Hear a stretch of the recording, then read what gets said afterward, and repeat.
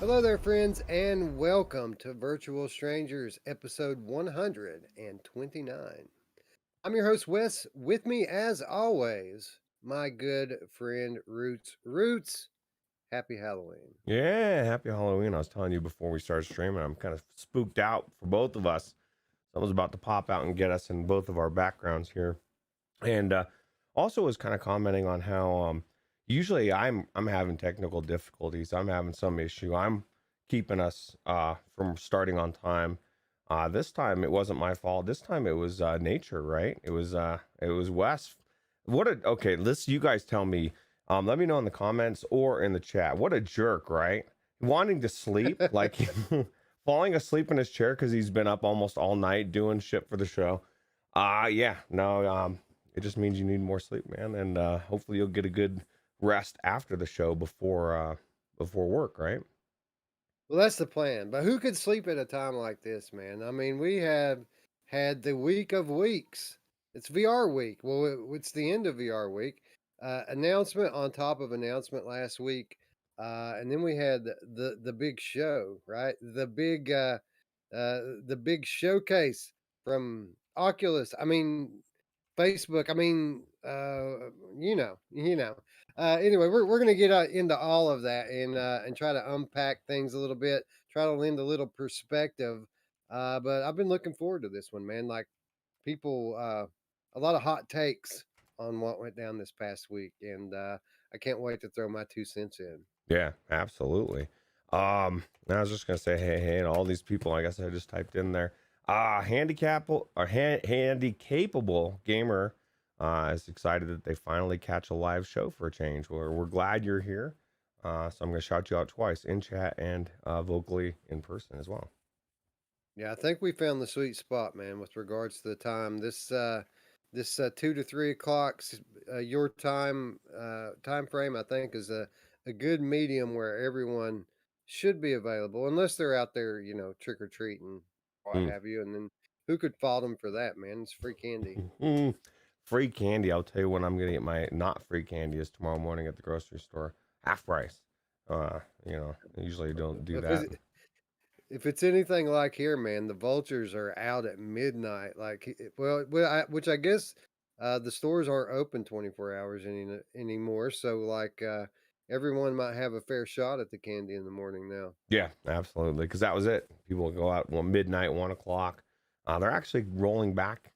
I don't know if they're doing this in Kentucky, but they're going back to where it was this time last year.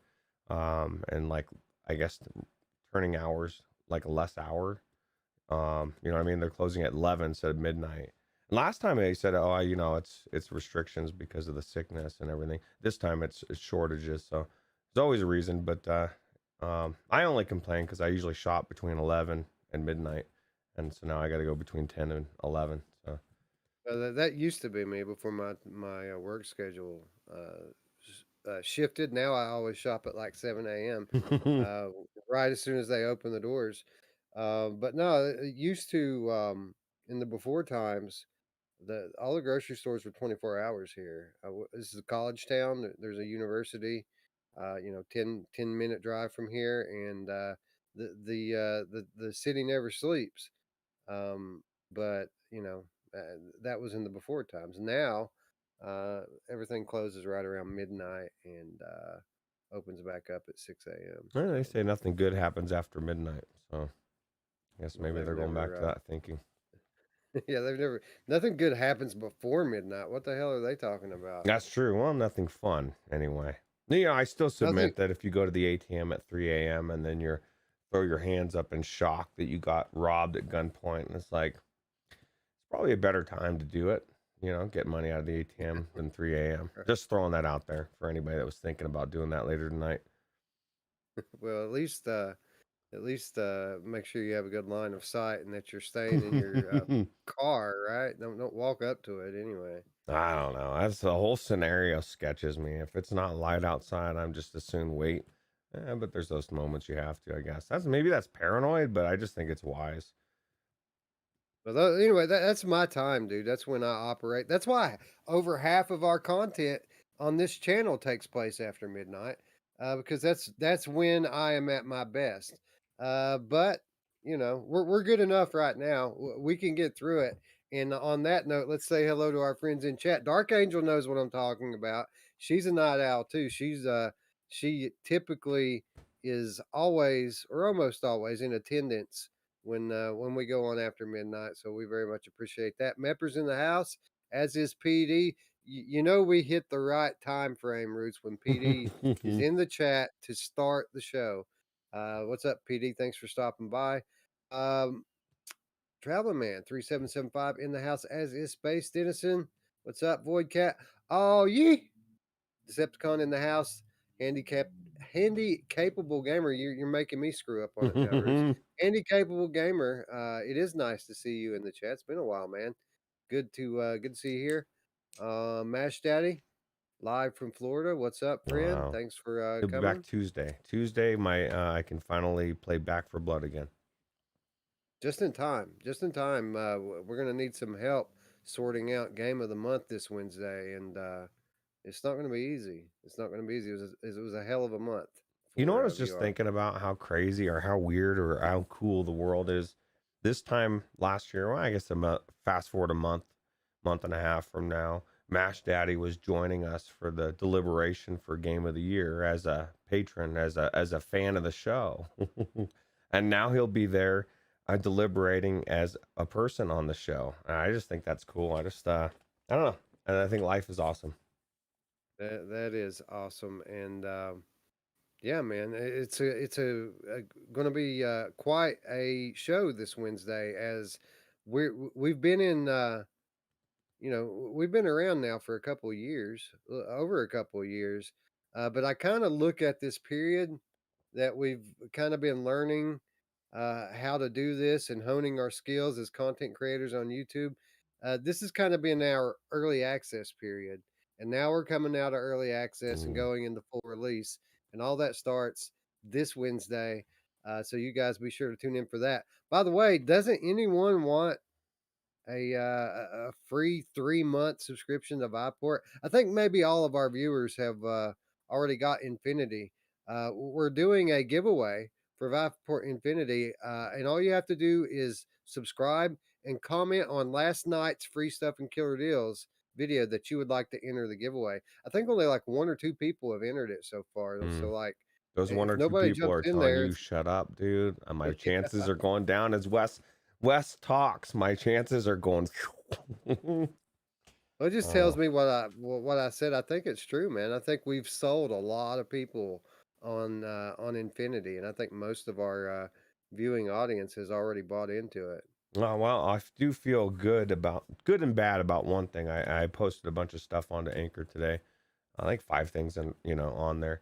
I've been trying to be better about it, and I realized that as I was doing a couple of the episodes in the title, I took out of the title VR Hell Road VR giveaway because the people that listen to that, Um, they don't get to do the giveaway. It's done, dude. By the time they heard it, if they solely went to Spotify or to Anchor, they got screwed. So I'm thinking we're gonna have to come up with something for them specifically. I know we've done this before, and we can yeah, put our heads together. But just the contest is just for them. But they are going to be in that Viveport Infinity. I did post that yesterday's episode. They will know about that. But just give you a we shout got out. we got 2021 show coming up. We'll do something for them Ooh. during that. There's so many games we give away during that. We should do an audio only giveaway for those people. And like you said, we have done it before. And typically the way we go about doing that, because we can't take entries through any single audio platform because we're on so many, right? We're like on 12 different podcast providers. It's too much to keep up with. So the way we dealt with that was we had people enter through social media, typically my Twitter or well, let's just say that by the time 2021 show rolls Mm, around, we're going to have a few more options with regards to this. I was just thinking Um, that. yeah, Nice. so it should work out nicely. Yeah, leaving early access, friends, going full release. Zayla Maru's in the house, as is Derail. What's up, Derail? Derail posting the PS5 intelligence report on the Discord today. Apparently, we've got some consoles incoming. Um, what's up, Corporate Zombie? Thanks for joining us. EV Man versus Gas. What's up? What's up? Eye on the Icon. Soren. What happened to B? It's not Soren B anymore, Roots. It's just Soren now. Yeah, he threw the B away. Yeah, it's You know, 2021. you know who else is a B and has a Soren? My mom! Oh yes, yes. Berber Cat, what's up? Thanks for joining. Everybody here to what's up, Techno Glitch? Techno Glitch sliding in there in. right at the end of the greeting. What's up, TG? Thanks for coming by. Everybody wants to know, Roots, what we think of all this nonsense then and tomfoolery that's been going down in the world of VR. So why don't we kick on into headlines and the way this is going to work, guys, we're going to do a little bit different uh, because there's so many headlines that are all kind of intertwined and related to connect. So we're kind of going to rapid fire through the connect headlines, and then when we get through all of it, then we're going to kind of have a discussion about what it all means in the big picture of things. And were we disappointed? What did we think about what we saw? All that stuff you guys have been talking about for a few days. We're going to hit on that, but we're going to do a headline style and kick it off with the very first one. Headline: Zuckerberg announces Facebook company to rebrand to Meta. Roots, we knew going into this thing that this was going to happen, that they were going to rebrand. What do you think about the name Meta? How do you think it fits their vision? It fits. It fits perfect. I mean, it's a part of what they want to create the metaverse, right? What's weird is just anything new. You know, it doesn't matter what they could have named it anything, and it would sound different and weird. And once you say it's like the Index, man. You know, I remember when that first was named, we were like, "What?" Now it's like that just sounds like that was the name. It was always Index. Oculus CV1 was always, you know, everything was always what it always was once you get used to it. Yeah, I think this fits. I think it's a nice, simple logo, and I think before you know it, it's just going to seem like it was always there, just like you said. Tech's not holding back. He says it's effing stupid. Why? Ah, What's stupid about it? I mean, if they want to be a metaverse company, like they've stated, I mean, what could they call themselves that's more appropriate than that? Like, I think it fits pretty good. he says dog shit. Well, yeah. Oh shit! Yep, Everybody's got their yeah. opinion. I agree. Let me put it on live chat, I guess, while we're doing this, because I'm sure people are going to have a lot to say before we get to the end of this one. Uh, anyway, Dark Angel says, what about that migraine company that's like, hey, Zuck, nice logo.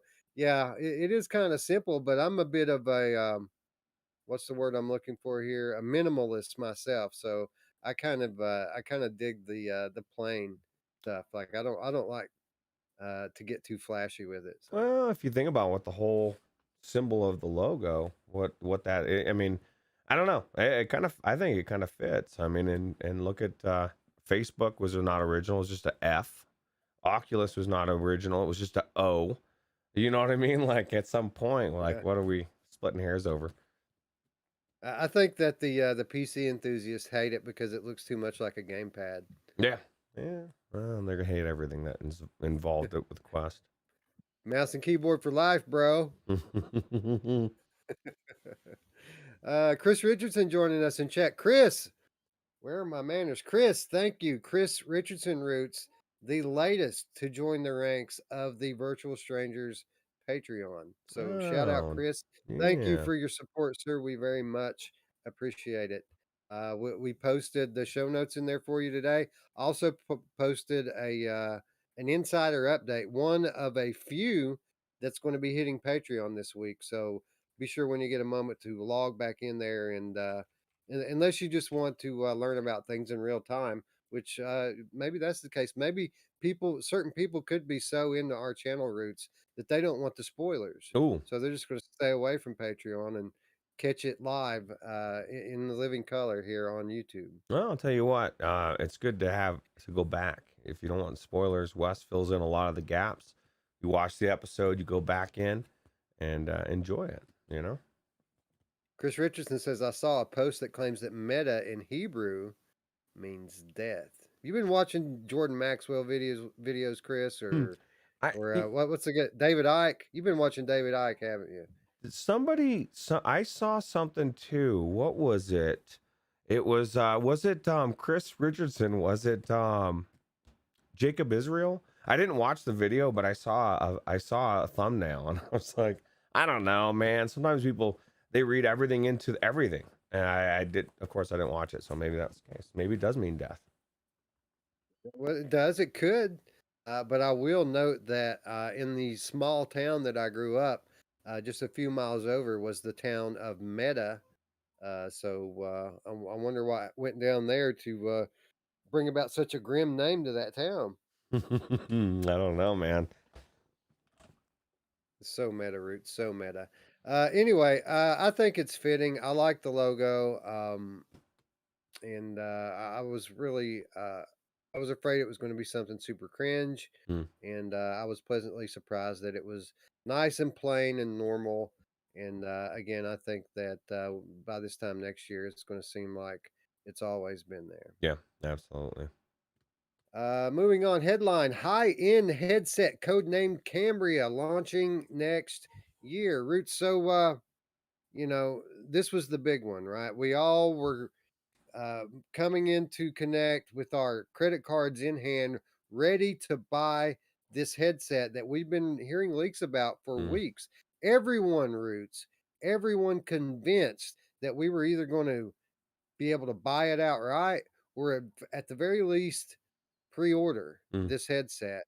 At the end of the day, we get well, I mean, it's more than nothing. We get a reveal of it. We get a couple of specs, too nothing too specific, and we get a launch year Hmm. coming next year. So we know that this is not a successor to Quest. They were very specific in pointing out that this is not a successor to Quest. This is a different line.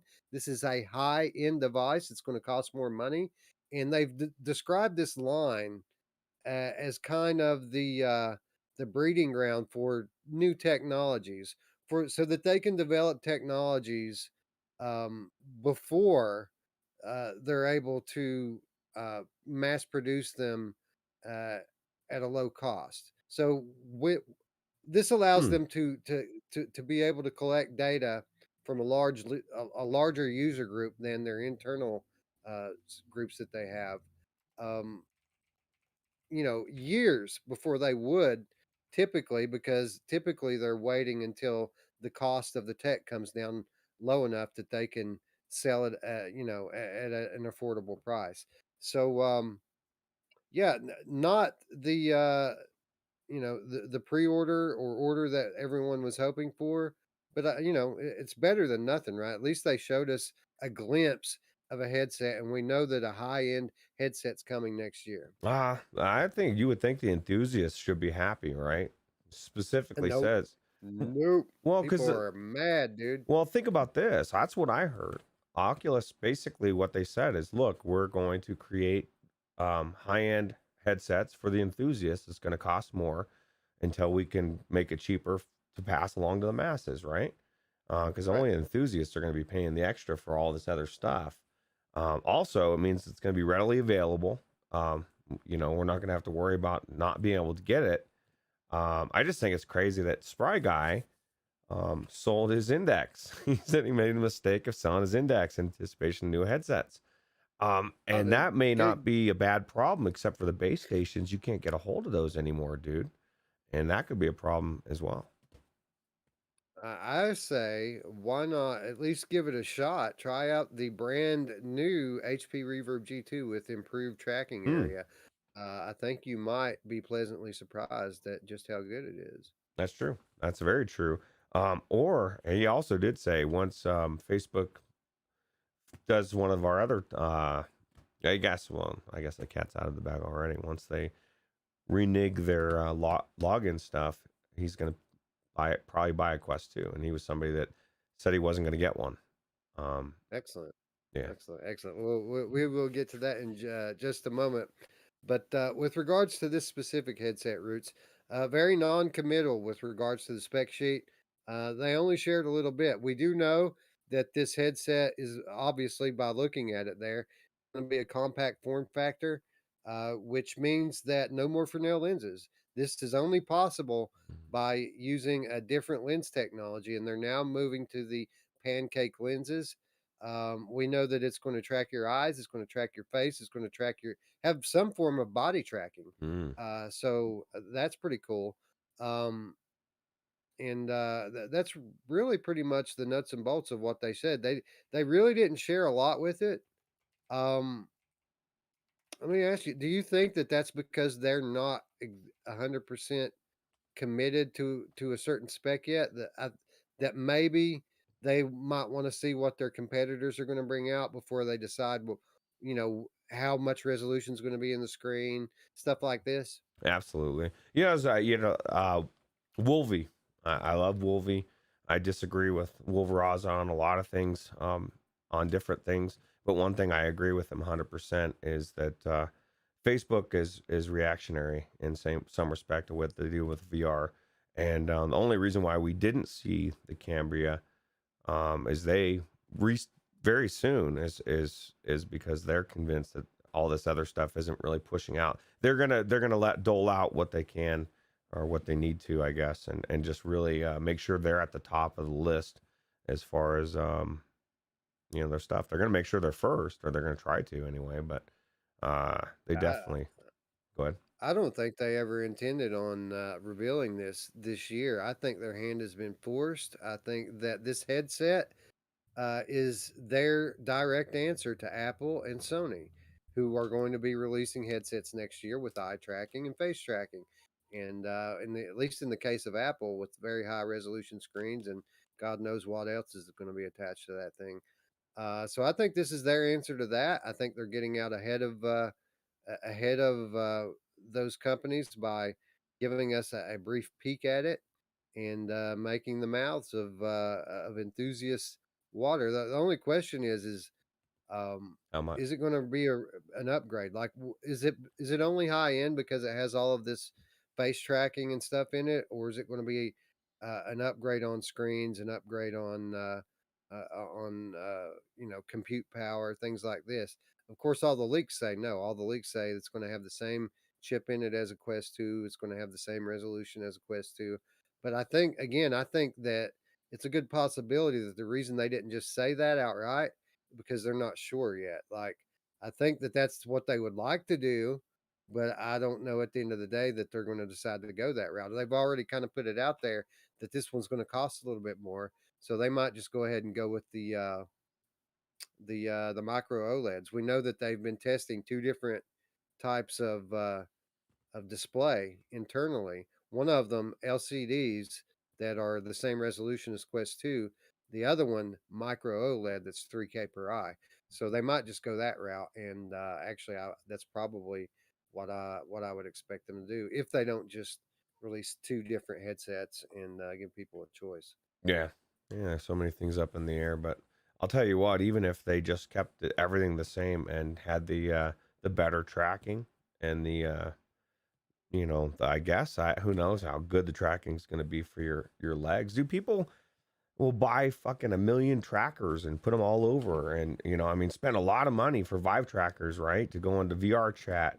But think about if it's baked into the headset, and now developers can put that into game. I mean, you're adding so much more. It's immersion anyway, as you're walking or doing stuff, and you're seeing your legs, or you're looking down and seeing your real legs doing stuff. I just think it's cool. Yeah, and they also revealed that it's going to have full color pass through cameras. So um, they actually talked a whole lot about AR, which is something I didn't put into the notes today. But they talked a lot about AR from a developer standpoint. They have another project besides Project Cambria that's a prototype AR headset, and they're releasing a lot of tools for developers to get started with the AR development process. So uh, we're going to see a lot of change from Facebook over the next couple of years with their focus. And I think this Project Cambria is going to be step one of many in that direction. Yeah, Mash says they pull one over on him. He definitely thought there was going to be two new headsets. I definitely thought there was going to be a release. I had already said I'm not buying it and was already ready to pre-order it. So as I had said, I Yeah, wasn't going to get it. we all thought it, man. Bradley convinced us. Thanks, Bradley. Thanks, man. Yeah. No, So what do you I'm think? just kidding. So what do you think that their promotion is then? Do they really think there's going to be that big of a sales this Christmas for Quest headsets that they've, I guess, with Resident Evil, that's why they've got these huge displays and all this stuff and Hey, tons of look, look, look, man. That was one picture from one dude. That picture could have been from a year ago when the Quest came out. no. There was nothing People dating don't it or do that, anything like that. Wes. Come on, they would never Yeah. mislead me. But yeah, I do. Whether it was from a year ago or from the day, I think that's a Quest 2 display. Maybe it's a Meta Quest 2 display instead of an Oculus Quest 2 display. Who Yeah, that's knows? true. But I do think that that Oculus Quest is going to be a hot item again this year, just because I see it in real life. I see the demand for it. Yeah. Well, do you think it's going to be because of the next headline? I don't think so. Headline: Quest Home finally getting social capabilities becomes Horizon Home. So a lot of rebranding going on, obviously, but that's not really why I included this headline.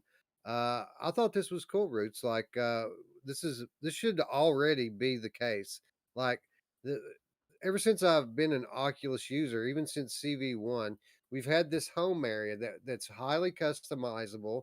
And to be quite honest, at first I was really into it. Like I kind of like making my home my personal space, but what's it all mean if you can't gather with friends and hang out together and participate in activities and kick off multiplayer games? It really don't mean much. So the fact that they have announced that very soon in your Oculus Quest you're going to be able to have people over to your home. I need to clean up, Roots. Like it's a mess. For sure. Mine is at least my Oculus PCVR home is a real mess because I had all sort. I spent a lot of time stacking games, lining them up, and then no one ever came over. Wes, I think Mainfan came once, a couple people, but for the most part, that was my biggest thing. Is like they better make it to where it's really cool to go hang out in somebody's house because if it's like PCVR was, it was like cool for a minute and then nobody ever went to anybody's houses. So it needs to do exactly what I think this article said, kind of have it as a hub. Maybe it's got board games you can play, like games baked in. Definitely one of the biggest things would be, being able to go into games together from that thing, being able to say, hey, everybody come over to my house, meet up, and we'll all go into Pavlov together in one, right? Or whatever the game is, make it streamlined. That could make it Absolutely. pretty cool, right? So, Let me ask you, Meta rather seems to be banking a lot on uh, things that really haven't connected with users up to this point. Uh, Actually connecting with users after they have the ability to uh, make eye contact in VR and have like their expressions on their face show through in VR. A lot of the cues that our eyes and brain picks up on when we have a interaction with someone in real life, that stuff's all gone currently when you're in VR. And really, it's their biggest focus right now at their lab is to be able to translate these cues, these nonverbal communication uh, through VR.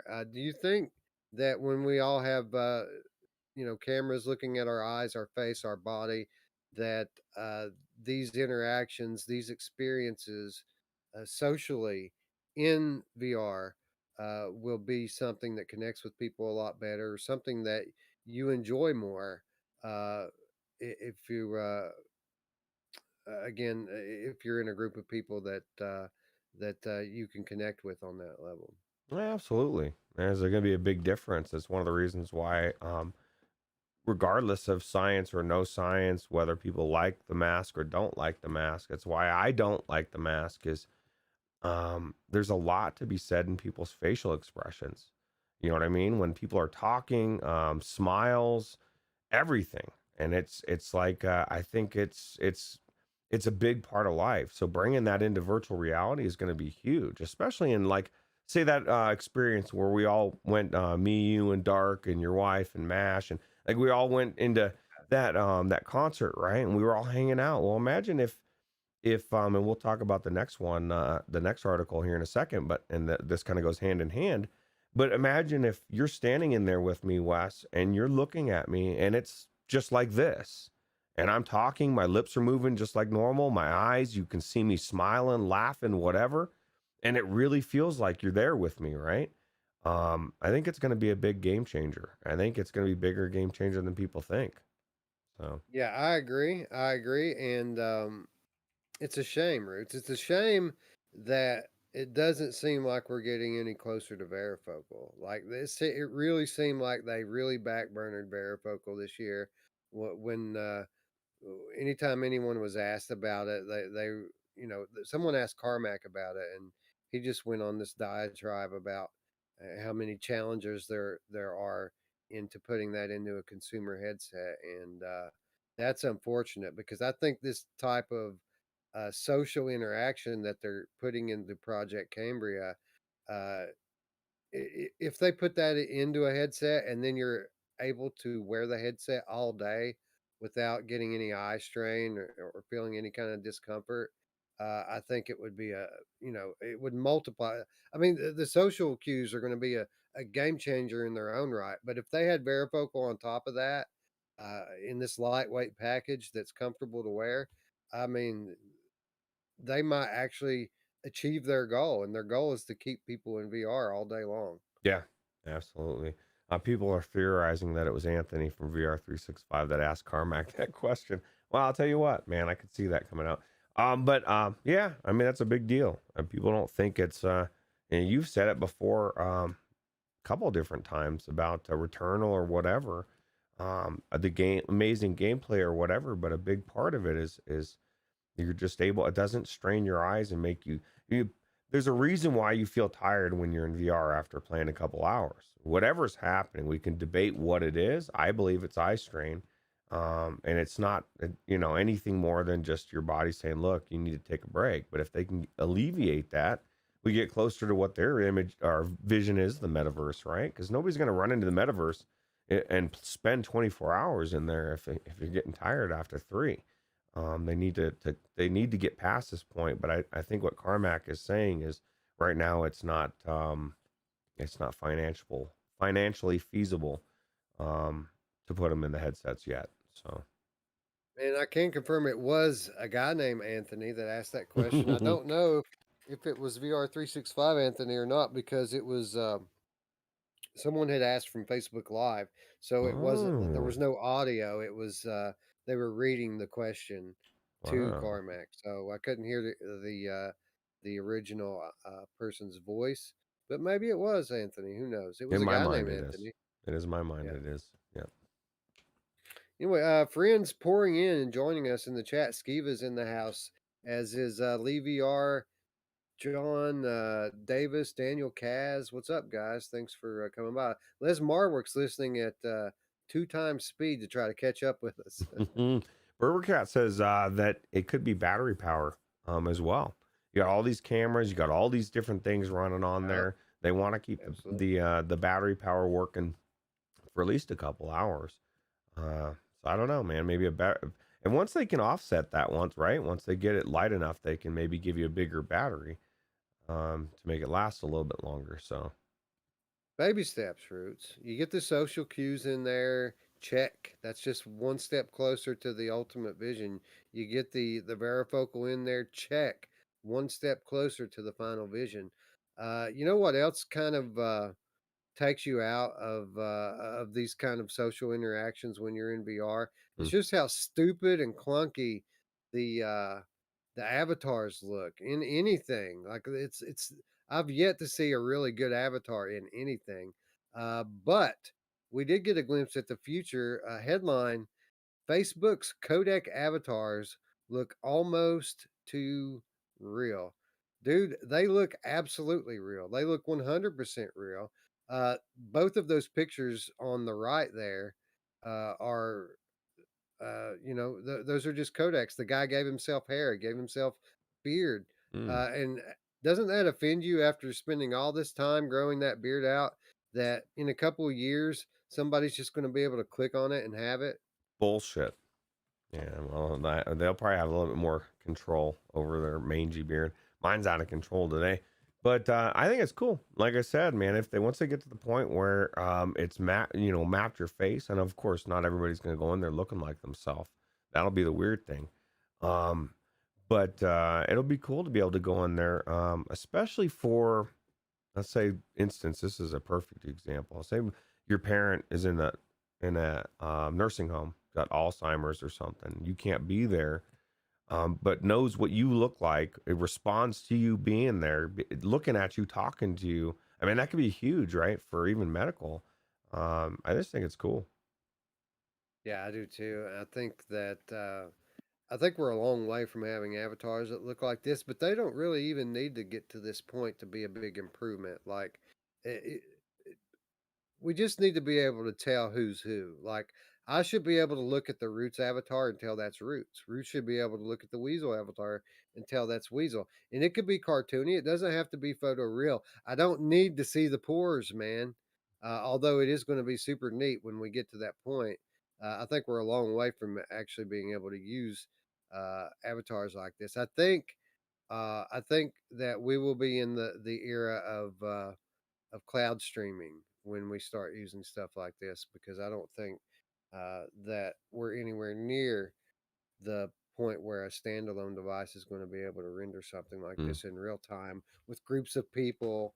I mean, that's just pipe dream at this point. Wow. Well, PD is put. I agree, and PD is breaking the bursting the bubble for Meta. Metaverse is now hated, and it's now hashtag the grid. We're now calling it the grid, everybody.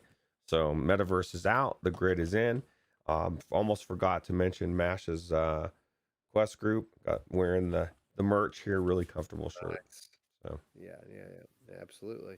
Uh, Hack, the Game Cat, joining us, as is Alex VR. What's up, fellas? Thanks for joining the conversation. Corporate Zombie says, pretty funny that John Carmack's avatar looked very little like them. But then, do you want it to look like yourself? Well, I mean, I want to have the option, right? Like, I want to have the option to make it look like me if I can. Generally, when I go into Facebook, or I guess Meta, uh, software, and I set up my avatar, I try to make it look like me. right. I don't know if that's the approach that everyone takes, but that's what I do. Most people do. Some people want to. I mean, they want to be somebody else. It's fantasy, right? That's why people love VR chat, and that's cool. That's what's kind of cool about it. But I think the majority of people are going to try to model it after themselves, which is pretty cool.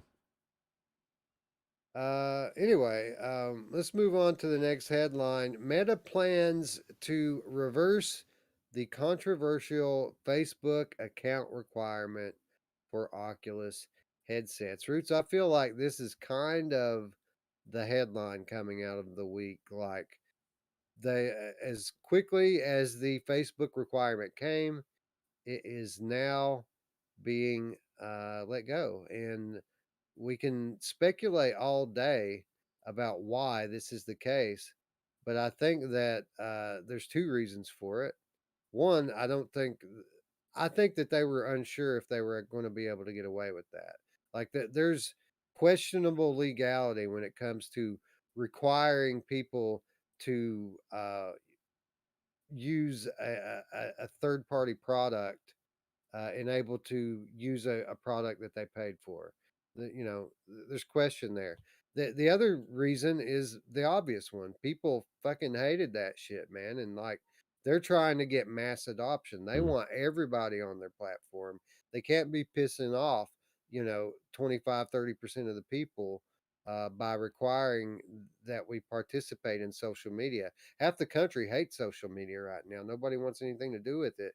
and you're going to require it to get people into VR, people are going to tell you to stick your headset up your ass.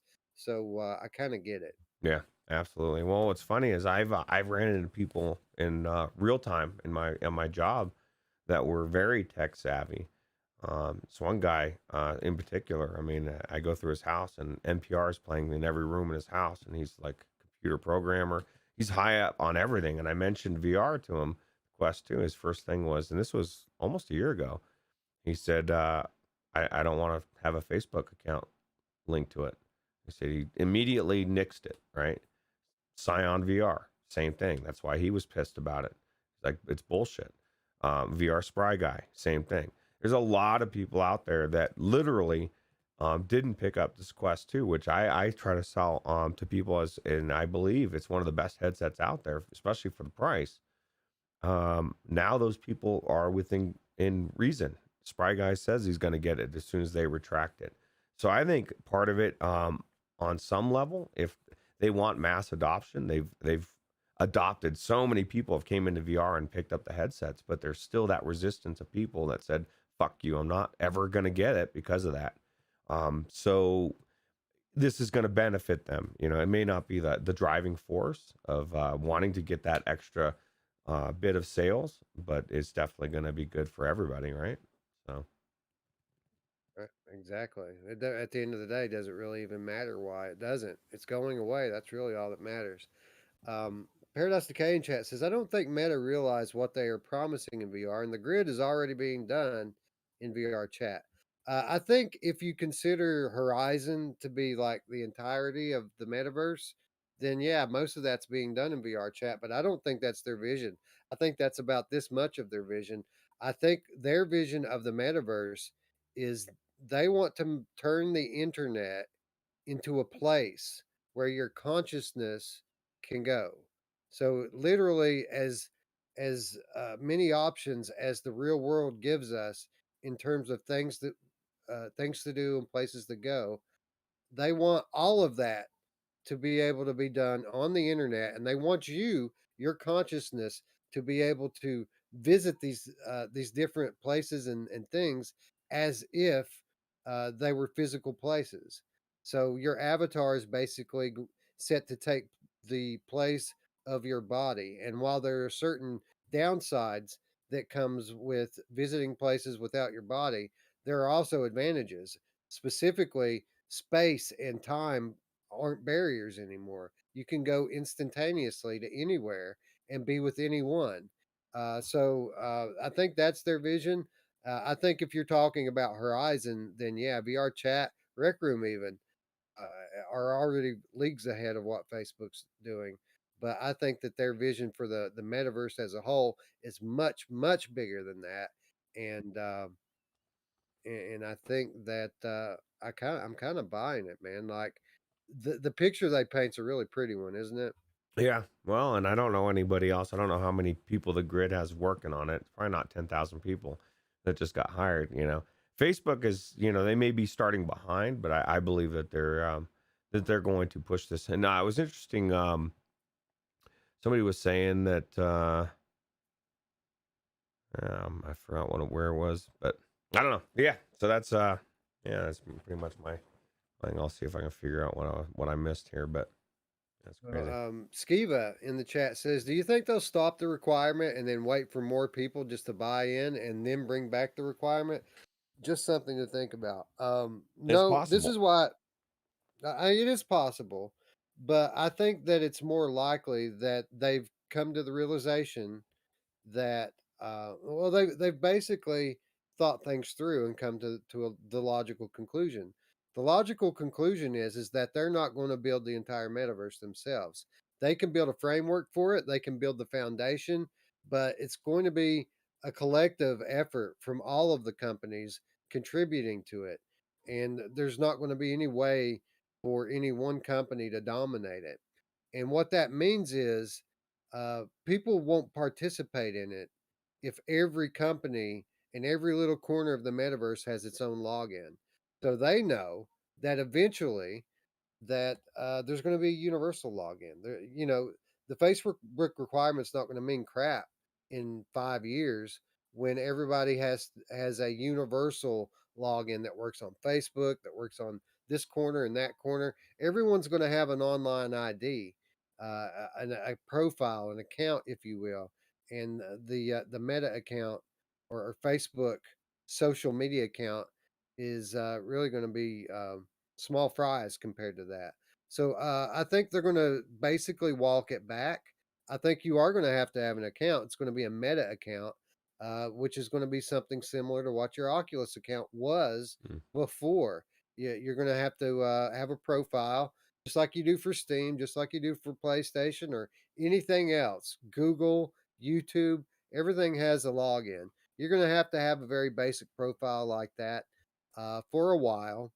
And then as this actually grows up and becomes a big deal, uh, it'll probably be legislated, and people will have universal, uh, you know, identification profile with the wallet connected to it. You're going to have a digital self that is your ones and zeros representation of you when you're in the metaverse, and that's not going to be something that is only attached to Facebook.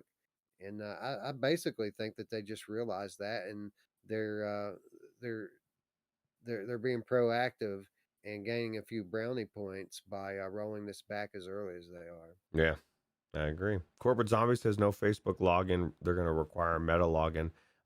Which is actually pretty funny. Yeah, But yeah, so Corporate Zombie also was saying that they're literally adding Messenger into the headset, and that it's kind of totally at odds. And Dark is adding to the conversation, saying that if she wants to go in there and look at Bookface, she'll go to Bookface. She doesn't need to go to VR and I see agree with that. that. This is my thing. I think it'll be options. If you've opted out of the Facebook, you won't have the option to put your Messenger in there. You won't have to worry about it. You won't even see that, right? That's my thought anyway. If they're gonna truly allow you to take it and detach it from your account, which I do believe that there's no reason for them not to if announce it if they're not going to do it. Well, they've done everything else that they said they were going to do, so I wouldn't expect this to be any different.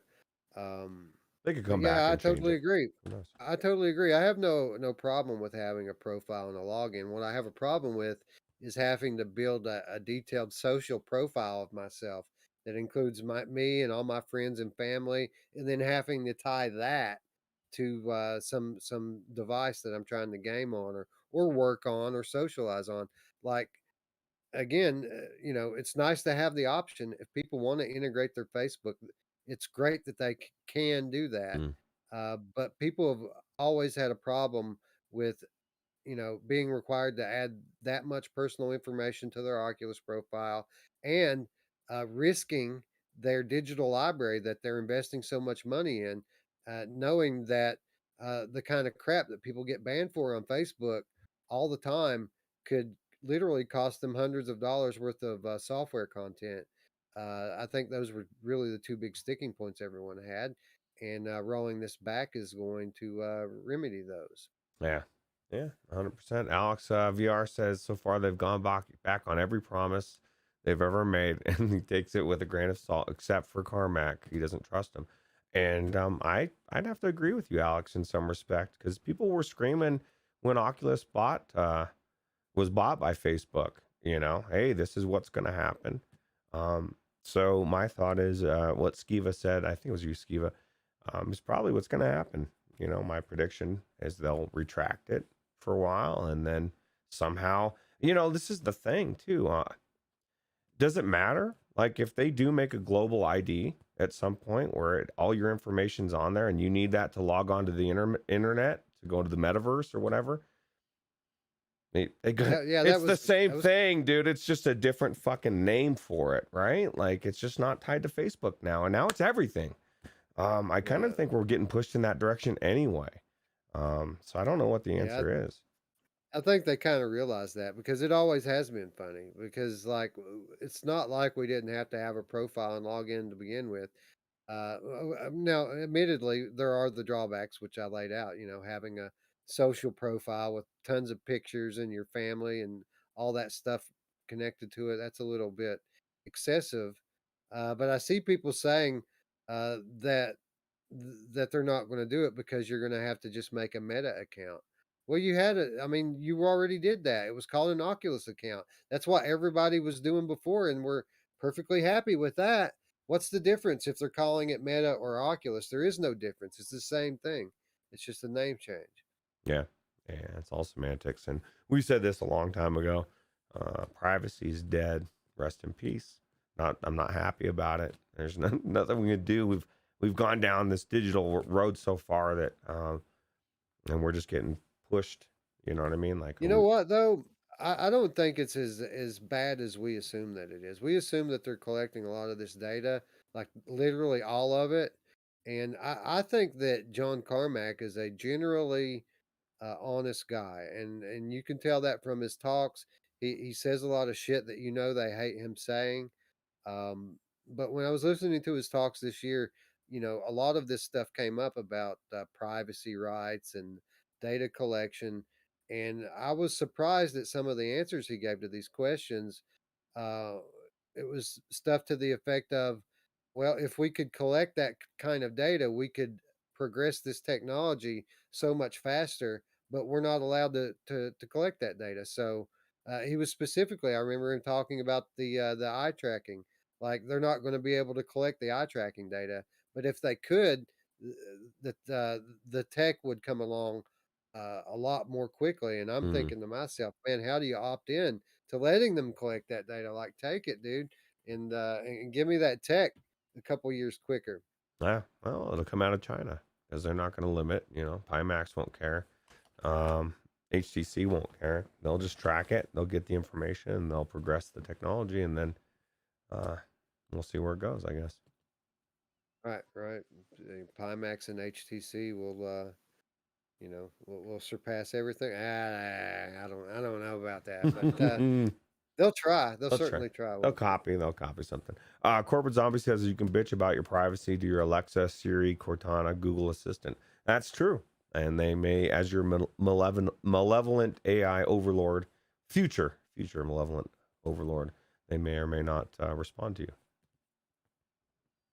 Mr. Taman says, sadly, the Constitution of the United States and the United States Bill of Rights do not explicitly include a right to privacy. Yeah, that is pretty sad. The sad thing is that I think that there would probably be enough public support for it to amend the Constitution, but people are so disjointed and segmented in today's society that we could never get on the same page enough to actually get something like that done. But I think that most people, you need a super majority. You need 2/3 of the people to approve of something like that, and you could amend the Constitution.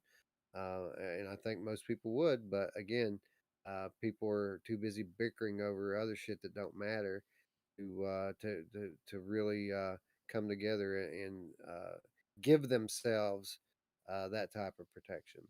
Yeah.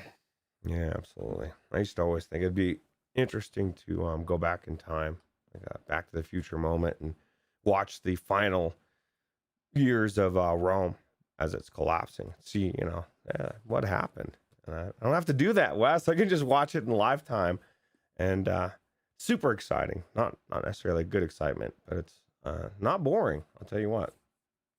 Sure, not boring. Um, and I guess the next headline kind of ties into what we're talking about here. Quest users unlinking Facebook account will get to keep their purchases, Meta confirmed. So, uh, for those people who are waiting for the other shoe to drop, thinking that, well, sure, you can get rid of your Facebook account if you want to, but we're keeping your games. They have come out and, uh, just reassured those people that that is not the case. Mm. You can still delink your Facebook account and you will still have access to all of your library. So if you were thinking that that's their particular game, don't worry about it anymore. Or at least they're telling people that that's not going to be the case. That makes you wonder. Is it all about purchase? What else could? I mean, because they were well within their rights. You don't have access to certain things, right? Um, certain things maybe you have to have. I don't know. I'm not like, well, for one, the Messenger thing. Obviously, if you don't have a Facebook account, you're not going to be using Messenger. You're not going to have access to it. But is that the only thing you're not going to have access to? A lot of questions. But I mean, looking at the title, the link, and reading the story, I mean, it seems like, you know, everything should be normal. It should be fine, right? So Right. Right. Well, I mean, that's the picture they're painting anyway. yeah, they say that they want the Resident of the United Roots of America. Yeah, Wes could be president. I'll be VP, and I say we do it. Let's go. I'm all for it, man. I'm all for it, but I think that they would kill me immediately because I would point out the two main things that are destroying our country, and I'm not even going to get into it here. I mean, you can Mm, hit me up off the Discord. air if you want to know, but you know, I would stop the money flow, and they would kill me immediately. Yeah, yeah. Follow the money, right? Yep, yep.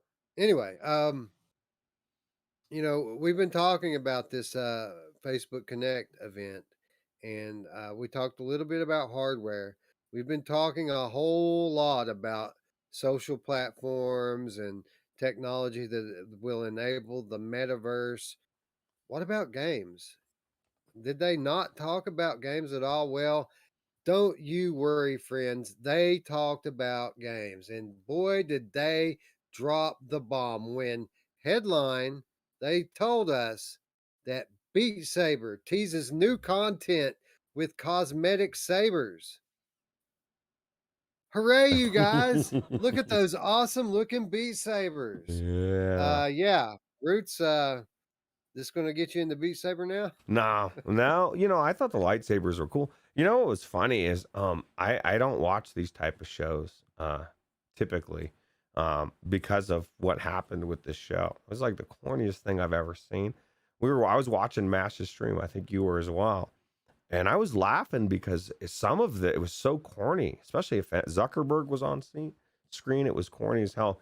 But it is cool. I mean, I'm sure some people will think the cosmetic sabers are cool, but is this what Facebook bought Beat Saber for? To make, you know, what have they done so far? They've done zero with this game. And this is, as far as I know, really the first thing they've done beside add content, right? As far as tracks. It's weird.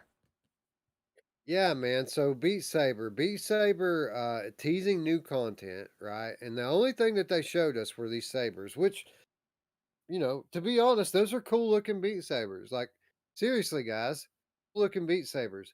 But what are they doing, man? Like, I want to see some. I want to see them break the mold a little bit, man. The whole thing about Beat Saber is it's the same thing over and over. No matter what they do, no matter how they iterate upon it, it's no different at all. And when I look at you know, here in a few minutes, we're going to be talking about um, synth riders, and I'm legitimately excited about what we're going to be talking about with synth riders because they're doing something that's legitimately different. But here we have Beat Saber with this endless, you know, money supply from Oculus, and they can't even bring in any artists hardly that get me excited. They can't change anything up about their gameplay. They just finally made it to PlayStation VR with their multiplayer feature, and nobody gives a shit because everybody's excited about the Synth Riders multiplayer coming over. Um, I don't know just seems like Beat Saber was a very inspired idea in the time frame that it came out, but ever since they've become successful, these creators behind this game have lacked inspiration to do anything as groundbreaking as this game was when it came out. Yeah. Yeah, I agree. I mean, it made Anthony tear up, man. That tells you everything, bro. Skiva says he thinks it's more about teasing a leveling system for Beat Saber, and that may be true. And Yezri Bob also says that there's mods that do this already, but I don't believe the mods do. The mods exist for the Quest version, and if they do, how easy they are. That's the biggest thing. Is this is going to be built into the game. You aren't going to have to go do a mod. You're going to be able to change up your sabers in game, which is cool. It's a cool feature, but I agree with Wes. It's like synth riders the multiplayer people love it. You know, even just the hanging out. It's the same thing we said about the Facebook Horizons home in your Quest. You know, having your home, having everybody come hang out.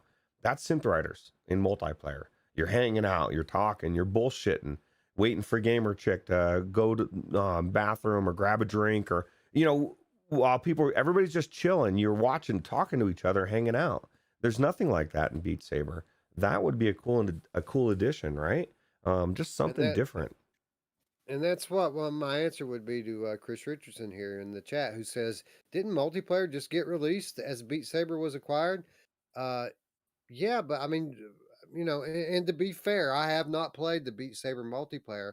All I can go by is what people are saying about it, and people say it sucks. People Yeah. don't like the Beat Saber multiplayer. That they just feel like it's there for the sake of having multiplayer, and I don't. You can't even like do like there's is there a voice chat feature in it at all? I think there's not even the voice chat in it, is there? No, somebody says you're playing mute people, which you know, that's the thing is it's more of an add-on, whereas it seems like Synth Riders built it in, right? It was like, okay, we want to make this a social experience. We want people to talk to each other. So you're playing each other, and you're also able to affect the other people's game, and you're able to talk the entire time. It's just it's more social, right? And so I mean it's just something that I enjoy about Synth Riders multiplayer over Beat Saber. So How about that? Antisocial multiplayer. I mean, come on, man. Chris Richardson says, I think Wes would love plugging in his own tunes with Beat Sage. Makes custom tracks a snap. I will admit, I recently looked into Beat Sage, and I think you're right. I think that some of those tracks on there, I would enjoy playing Beat Saber too because I really enjoy the music. And I think you're right. I think that would make Beat Saber somewhat enjoyable to me, but I haven't tried it yet, so I don't know how easy it is and how well the tracks are made. But there's quite a catalog that you can choose from on that database that I was looking at. it's garbage. No, it's the first time I've ever heard of it. Sounds cool. Gar- Garbage Town. Yeah, Garbage Town. Very knee jerk reaction from Roots that's never heard of it before. Sounds cool though. Rue says that Beat Saber is nearly perfect. Don't fix it if it ain't broke. Okay, all right, man. It's like a Slayer album, right? They all sound the same, but that's fine because it's perfect already. Yeah. Yeah. Anyway, I was just kind of teasing a little bit here with the Beat Saber thing. There was some pretty big seismic gaming news that came out of Connect.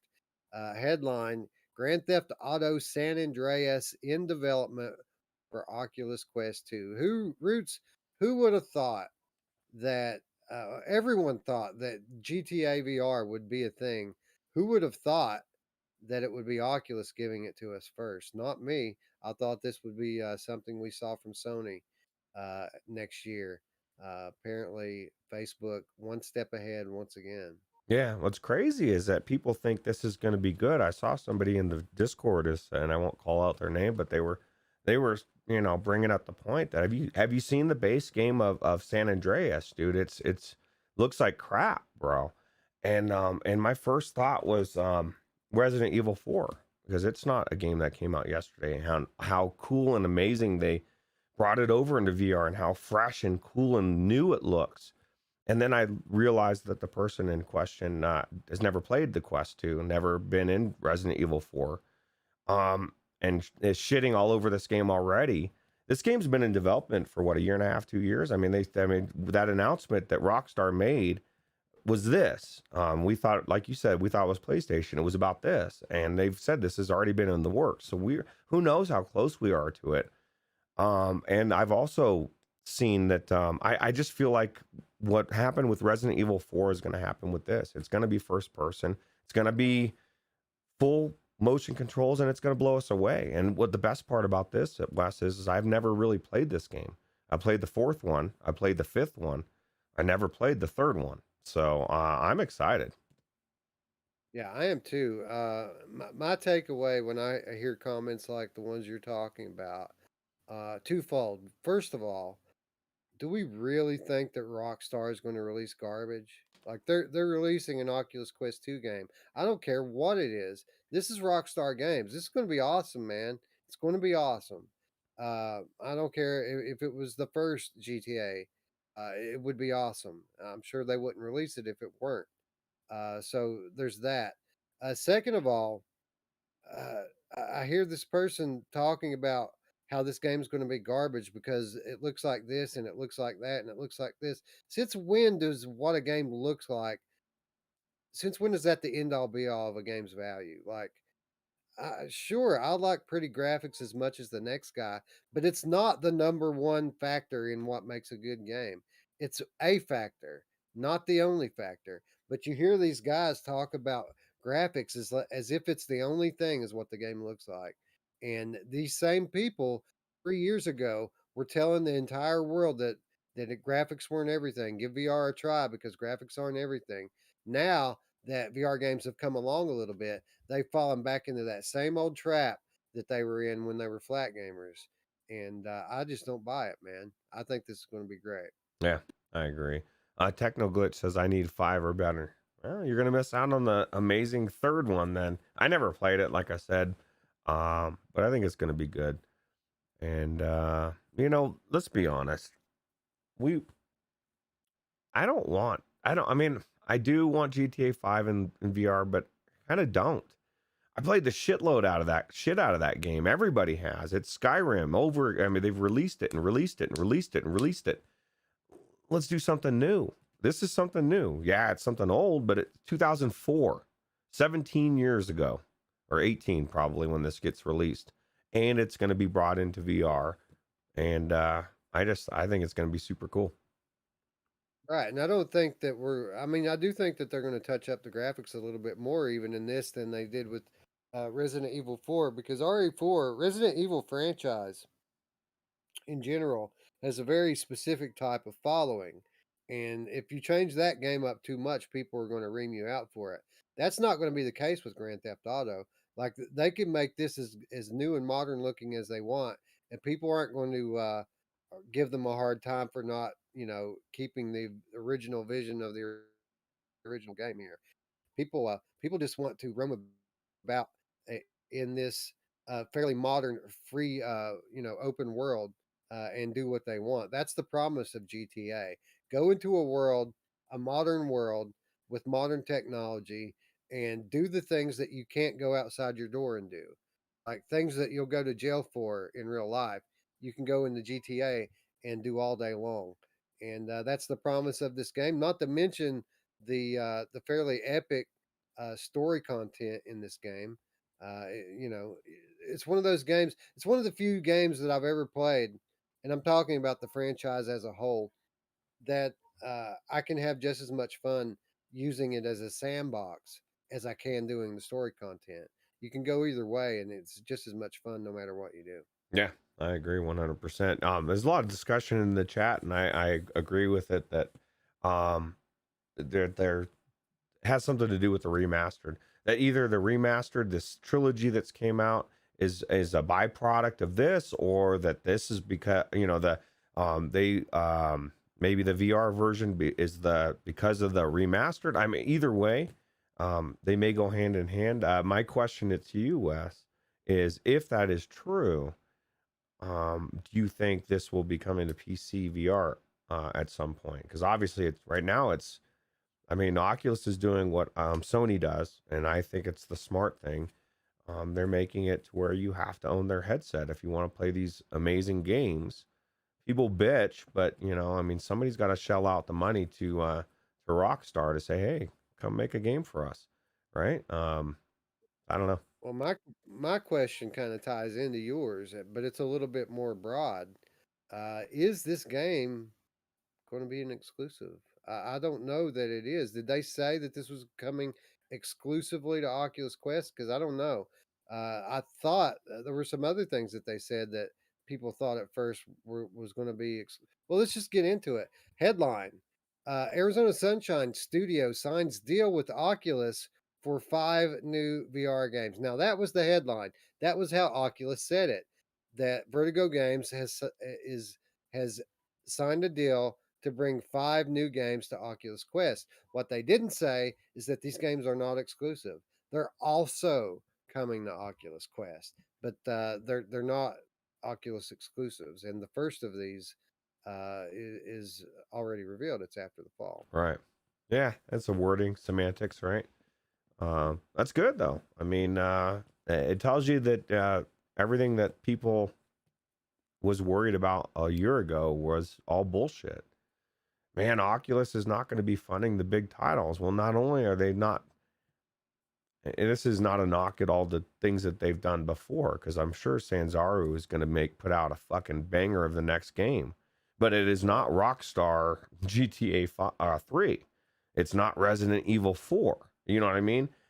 So it, to me, it's telling me that that Oculus is serious about bringing some bangers in, and Vertigo Games is one of the biggest growing companies out there, right, for VR, putting out banger Yeah. after banger. So Right, and importantly, Vertigo Games acquired by Koch Media last year, which is a pretty big gaming conglomerate at this point with many studios under its belt. In fact, it was announced that some of these games that Vertigo is going to be publishing or developing rather are going to be picking up some of the Deep Silver franchises. So these games that Vertigo are going to be making, it could be Dead Island that they're working on. It could be Metro that they're working on. It could be there's another big one that they was it Saints Row. Like all of these big franchises from Flat Gaming, uh, Vertigo is going to be making those in the VR games. So it's not just any old game that they're bringing along. They're taking advantage of their affiliation with their parent company, Koch Media, mhm. which also owns Deep Silver. So Vertigo's kind of becoming Koch Media's VR division, and that's kind of a big deal when you look at some of the IP that reside underneath that umbrella. Yeah, yeah, it's just exciting for games, man. It's we're closer than we think. Actually, we're here. We're not even closer than we think, man. We already have one.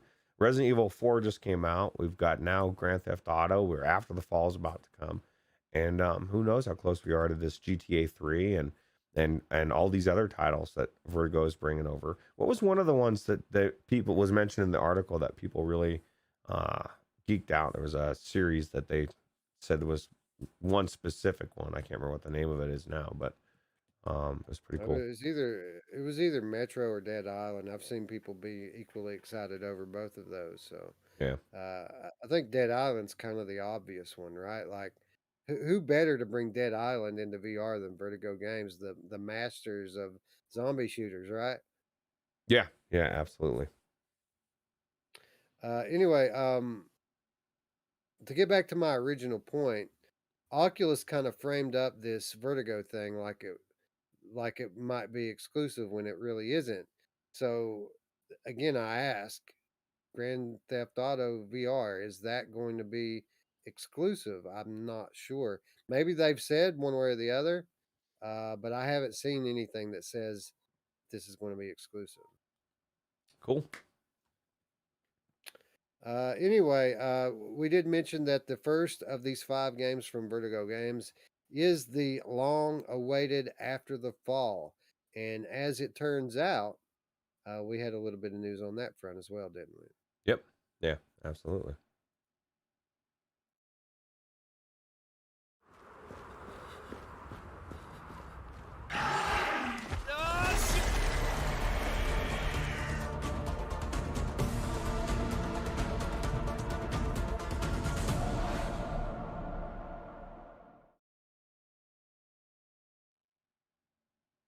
That's right, friends. We learned this past week that After the Fall is right around the corner.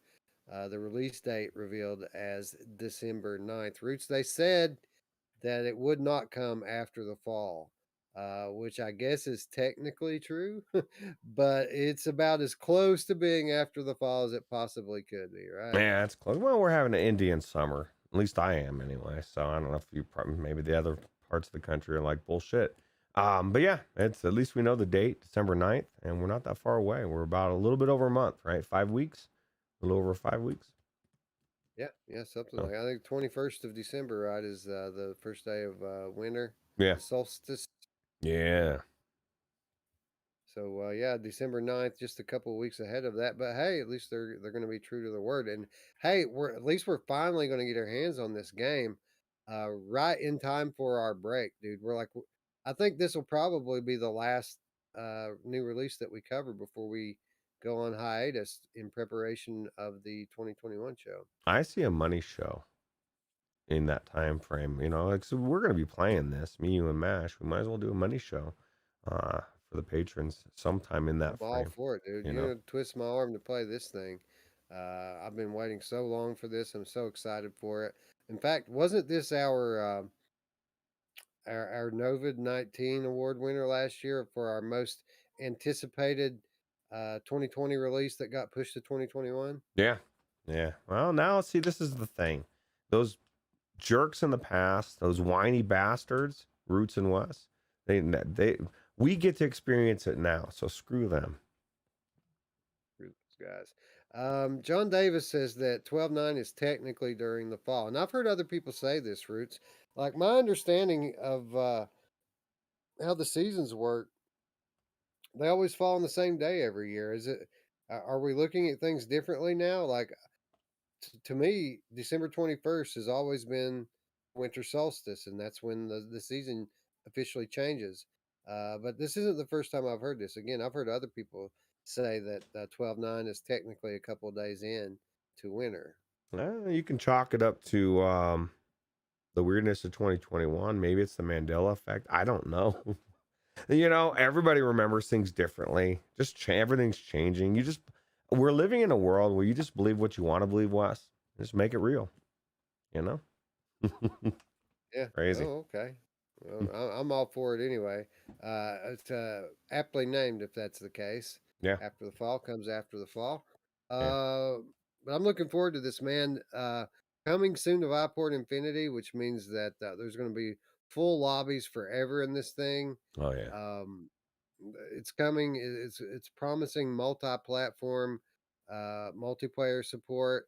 It's going to support aim controller on Oh, PlayStation. God. I mean, dude, this game is going to be incredible. Or Survive it's what? going to be, I don't know that I ever or it's play going to that game be again. either this game's going to be incredible, or it's going to be the biggest disappointment of all time. Yeah. Well, I'll tell you what. I'm leaning towards incredible. Skiva says Mandela Effect VR. Think about this, Skiva. How do we know that Quinn isn't sliding around through time, sliders messing our reality up, bro? And that's why we remember Mandela Effect, weird stuff. I blame him. So, So it sounds like a solid theory yeah, man, it's as good as any of them out there, right? for sure, for Just as sure. real. Anyway, we got news on GTA VR. We got the big news about Vertigo games, and believe me, friends, 5 VR games coming from Vertigo. That's big news, especially when you take into consideration again the Coke Media IPs that they're going to be working with. That's exciting, exciting news for VR. But that's not all we learned about. We also learned about Blade and Sorcery coming to Oculus Quest 2. We just started hearing rumors about this within the last month. And all of the sudden, Roots, they're not only confirming that this is a game and it's coming, dude, this is coming next week. That's crazy. That's crazy, man. How's it moving so quick, dude? Yeah, this is Blade and Sorcery Nomad. It has dungeons and shit to move through. Like it's not the original sandbox Blade and Sorcery. It's the new version everybody's been excited to play. And I've never been much for Blade and Sorcery. I've never really wanted to play it much. Uh, and I'm 100% sure that this game's better on PC than it is on Quest. But with that said, I don't really want to play it on PC, but I'm kind of curious what it looks like on Quest. Like I want to check it out on Quest just to see what they were able to do with the standalone hardware. Yeah, absolutely. Paradise Decay says that also the 5 games from Vertigo are from the Deep Silver catalog, so there's a potential for Metro and etc.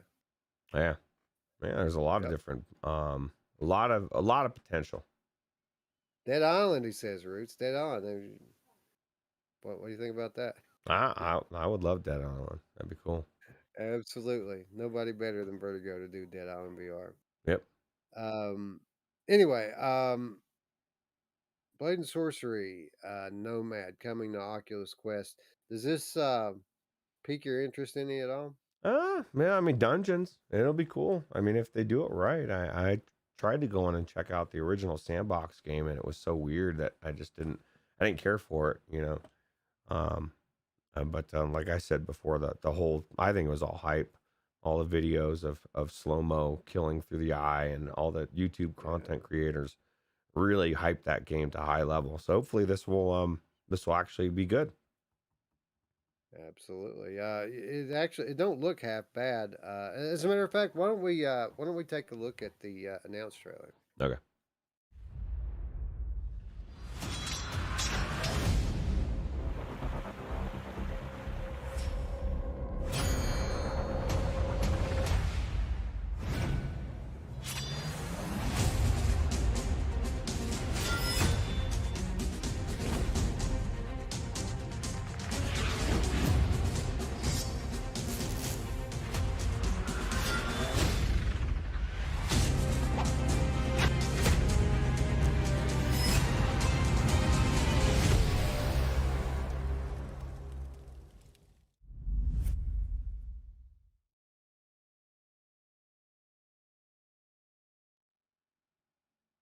Doesn't look half bad for a Quest game, does it? And consider on top of all of that, all of the the advanced physics systems and things that they have worked into this.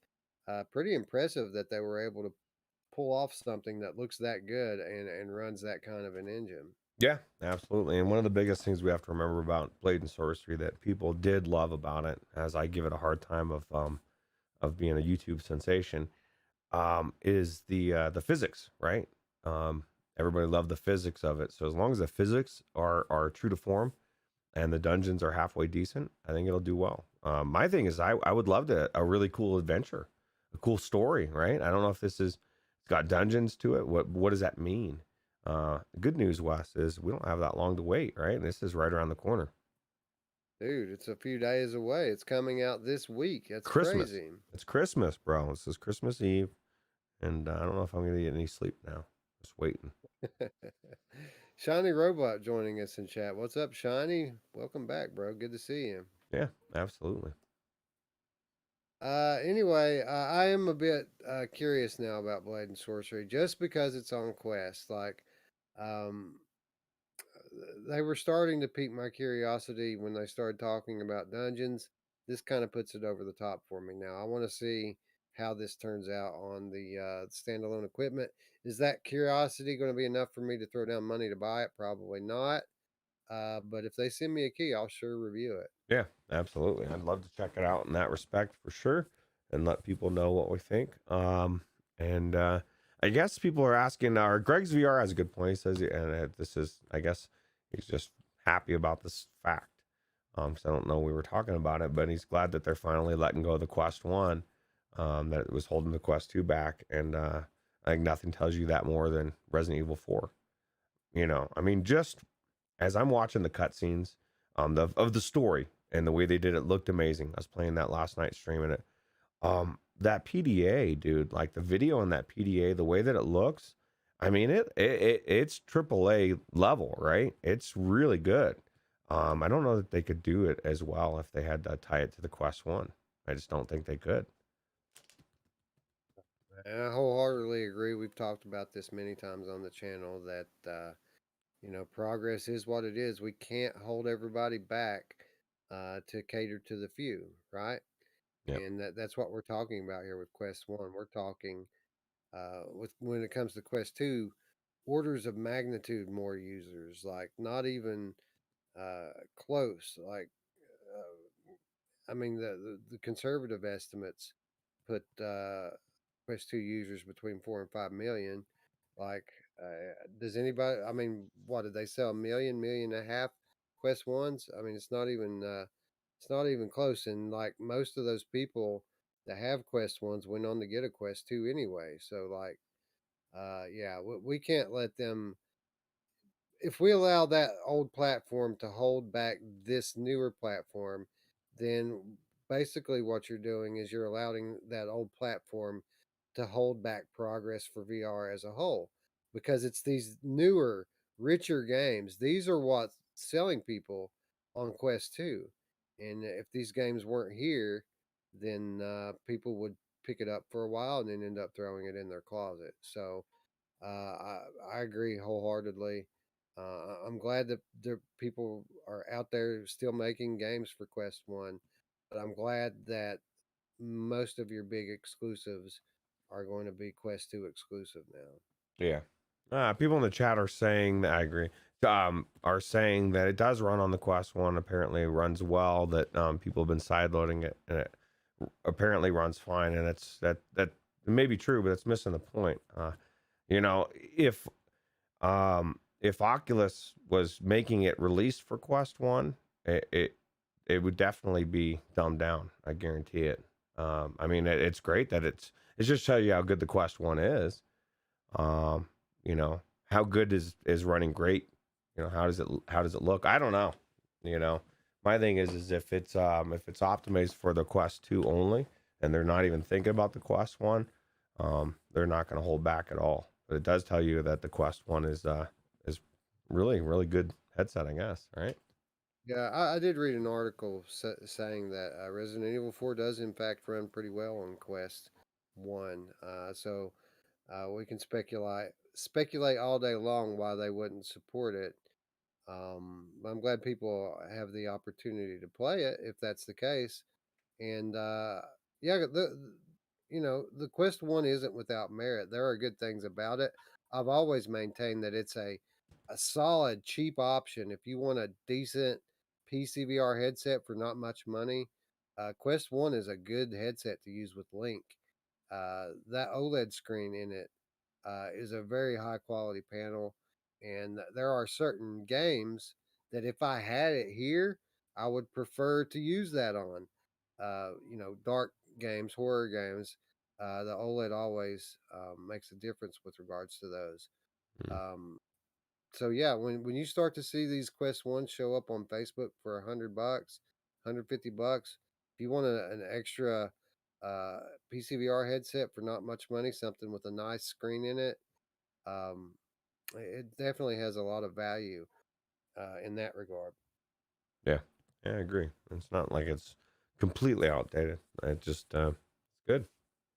So Fluke Rogi says, "Fine is my description. Reports say it runs with zero issues." Yeah, that's what I think it was. Ars Technica uh, did an article on that last week, and uh, the question really becomes, why are they holding the game back on Quest 2? Because not only have they apparently artificially uh, phased out Quest 1 with regards to Resident Evil 4, they've decided not to support it even though the hardware is capable of it. And not only that, but they've underclocked the game on Quest 2. And what I mean by that is they're running it natively at 72 hertz in a resolution that's lower than what the hardware is capable of supporting. This very same article from Ars Technica states that if you move it up to 90 hertz and move it up to that next level of resolution, that it's a noticeable difference in terms of quality, and it doesn't affect performance in the least. The Quest 2 more than powerful enough to handle that. So it makes you wonder why. Why are they downclocking it if they're mm, not going to support Quest 1? Um, it's kind of weird. yeah, that is the whole thing's weird. I mean, battery length. I don't know, man. It's very bizarre. But yeah, You think maybe with a lot of these features, that we have kind of this cycle that keeps being repeated where Facebook says it doesn't support that, and then we move to the phase where Facebook says that it could support it. It just they're not doing that right now. And then we get to the phase where they release it as a feature. So it could be one of these situations where Quest 1 doesn't support Resident Evil 4, and then here in a month they start talking about, well, we could get it running on Quest 1 if we put a little work into it, but that's not what we're going for right now. And then, by early next year sometime, maybe we see Quest 1 support for Resident Evil. Maybe they didn't want to launch it because they're trying to sell Quest 2s, right? Maybe they're trying to get those last few Oculus Quest 1 users to go ahead and upgrade. And that's why they're waiting to support this game on Quest 1. But Are you that's just saying they're pure trying to make speculation. money, Wes? Come on, man. Come on, That's man. ridiculous, dude. Nah, I mean, it's exactly it. Because it, like I said, it forced my friend to run out and buy a Quest 2 from a Rift S. If it was on PC, he wouldn't have a Quest 2 right now. And I guarantee there's people that feel the same way about about Resident Evil 4. It's like, fuck it, I'm finally getting it. And we're gonna see this a lot with a lot of games. So Right. Let's move on to the next headline and just kind of put a bow on this whole gaming angle to Oculus Connect. Oculus Gaming Showcase is going to be returning for the 2022 show. So the focus on gaming was very brief and very limited during this year's Connect, where previous Connects have seen kind of a 50-50 split between developer events and consumer events. This year's Connect seemed very heavily developer oriented, not a whole lot in here for the gamers. But they were, uh, they were sure to point out that there will be a lot of gaming news next year when they return to the Oculus Gaming Showcase, which, for the record, the first one was this past April. So I would imagine sometime around that Facebook convention that they hold in March and April that we're going to get a gaming showcase that really shows us something to the contrary of what we had this past week. yeah, absolutely. And Ian Icon says Wes is either high or tired. He's definitely not high because his job won't let him do it. And we started the show off saying Wes was lucky to be here because he fell asleep in his chair, and I guess maybe we didn't tell him that part, and literally just happened to wake up and was like, oh shit. So that's why we were a little late, because he's burning the candle at both ends, doing his job, raising his family, and then the podcast on the side. So Is it that obvious, man? Am I that out of it? I think I'm hanging with you pretty good. You are, dude. It's just like anything else, man. When people are tired, they're tired. I can't fault you. Anyway, we did get some various bits and bobs from the gaming portion. We did learn that it's the 1 year anniversary of Population 1. Obviously, that game launching with Oculus Quest 2. All sorts of events around that. They're having a limited time solos mode. They did highlight a little bit of an outline for future events. Basically, a continuation of what Pop 1 has been up to this point. A lot of experimentation with the rule book, a lot of variation to the maps, a lot of events to keep people coming back, which is only a good thing. Still one of the best titles on Oculus Quest. Roots' Hay Maze is coming back. I'm excited. Yeah, yeah. Your Hay Maze is it back now or is it coming back for like They the said next in a thing? they said in a fall update that made it sound like it's coming soon, and then they'll bring back the winter one that can't followed. So you get a couple weeks of I don't know. To me, that was just it didn't matter where I started on the map. I went for that place. We're going to the maze, and it's a lot of good memories. I think I'm gonna have to give it a shot because I've never been, Roots. Yeah, for sure, dude. Because you missed it, right?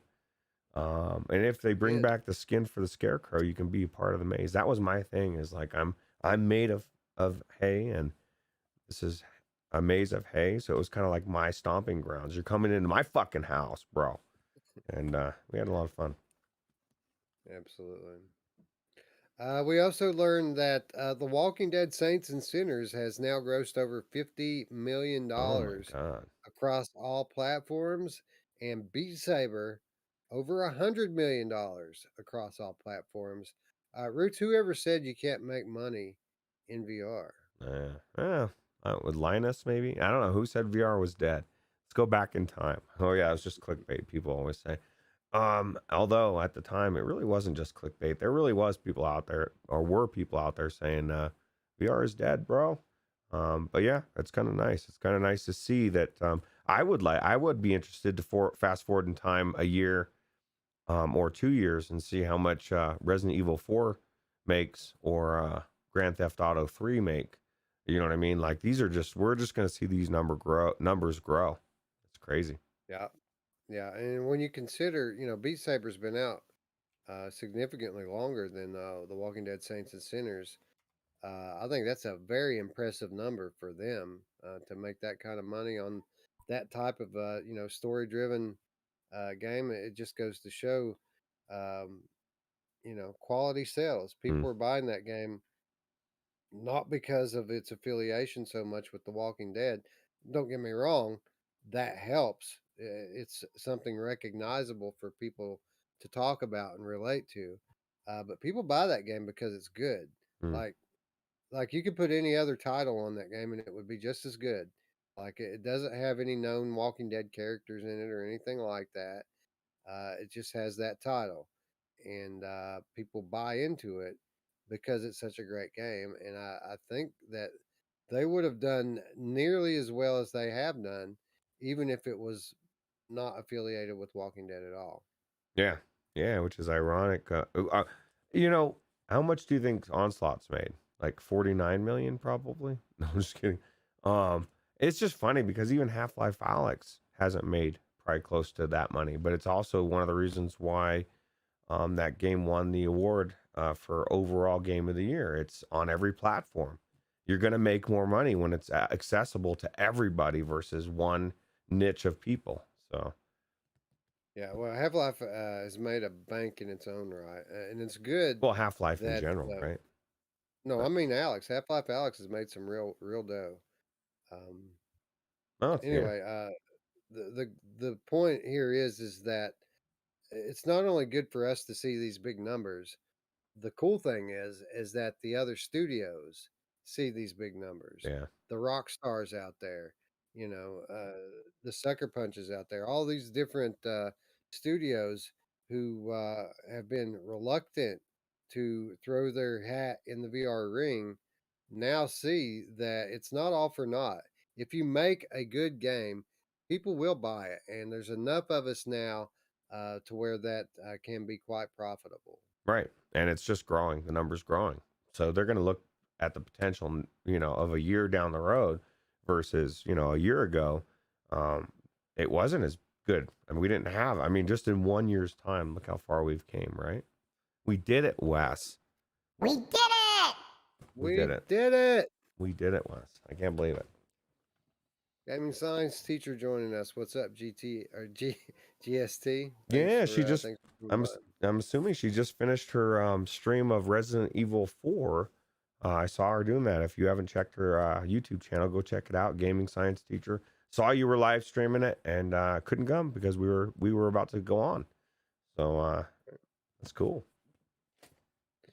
Anyway, that pretty much, I think, sums up the high points of Facebook Connect for this year. So now we get down to the brass tacks of the thing. Um, most people in our circle are gaming centric, our VR enthusiast circle came away from this thing extremely disappointed, myself included. Um, well, let me ask you, Roots, how did you feel coming out of Connect? Were you happy with it? Were you did you just not care either way, or were you disappointed like the rest of us? I was happy about one thing. and that was a San Andreas announcement. After the fall, I already knew I knew it was going to be soon, so that wasn't that big a deal to me. I mean, it's finally we know. I'm excited to play it. Everything else, I feel like the big thing, there was so much anticipation for new hardware, even just for the potential of, hey, we got a pre-order down the road. And the way it happened last year, there were so many similarities. So everybody just convinced themselves that Quest 3 is the way to go, right? Or this Pro, and it was neither. But there is good news, Wes. The cycle hasn't gone crazy. We're not upgrading every fucking year. The one of the things I took away from the Grand Theft Auto 3 announcement, they specifically said it's for Quest 2. And that's a ways down the road. So that means Quest 3 is even further down the road. So there was a lot of puzzle pieces that kind of fell into place. But overall, I felt like it was one of the most boring, worst put together things I've ever seen. And I was absolutely disappointed. So Yeah, most of us were, and most of us were buying into this cell phone yearly upgrade model. We were all for it, if as long as it's a real upgrade, right? But I got thinking about it, and I think what has happened here, not to say that this was the best Connect ever. It wasn't. It would probably still was the worst. But the level of disappointment coming out of this thing was huge. And I think that we have once again fallen victim to that same old cycle where speculation leads to expectation and expectation leads to disappointment. mm, Because the whole reason people were like greatly disappointed in this, it was 100% about what we were expecting from it. And our expectations were greater for it this year than any year ever before. Like we thought this one was going to give us more, not less. And that's why when we get a little bit less, it seems like such a big letdown. yeah. Roots, what do you think would happen if we had a time machine and I went back only 2 months before Bradley started leaking the stuff about the headsets. And I go back to Wes and Ruuts back then and I say, I just came from Facebook Connect. And get this, they revealed a brand new headset that's coming out next year. Mm, It's not a Quest successor, but it is standalone, a high end standalone headset mm, with next gen features coming next year. Not only that, but they also announced Grand Theft Auto VR is coming to Oculus Quest. They announced a new deal with Vertigo Games, 5 new Vertigo games, and some of which from globally renowned IPs. They announced that, and to top it all off, they announced the end of the Facebook requirement to use their products. mm. Now, if that's all that I said to Wes and Ruuts 2 months ago, do you think we would have been disappointed? Um, 99% not disappointed. 1% I'm disappointed with Future West because I want to know what the fucking stock market, like, what are you telling me, bro? Tell me, how can I make some money, bro? But no, I agree. Everything and putting it in that perspective, those are all positive things that should make us 100% happy. It was, and this is my biggest disappointment with everything is I resign myself to the fact that I won't ever watch those shows anymore, ever, because I would rather just watch it down the road. Let somebody tell me, what the experts are saying, what really happened. I fell into the trap of watching that entire thing, although it was cool hanging out in Mash's stream. And I didn't need to be there. You know what I mean? Like it was like a movie's bad. You've read the reviews. You've let your friends convince you to go sit and watch the movie with them. You've paid the ticket. You sat down, and about 5-10 minutes into the movie, you think, "Oh fuck! Like, what did I do? Like, I've signed on to this thing, and I should have listened to my instinct. I saw the trailer. It sucked. But yeah, that's how I feel about it. A little Mr. strong. Taman says, "Don't forget they announced the new metaverse." That's right. That's true. That. Anyway, Mhm. Anyway, my point being, I think that if Wes and Ruuts back then could have looked into the future of Upload VR and read the articles from this week, I think we would have been legitimately excited. The True. point being that we let our own expectations once again, and this is a recurring thing that happens in VR all the time. And even though we know that it's going to happen, we can't seem to keep Mm, enough perspective to keep our heads about us.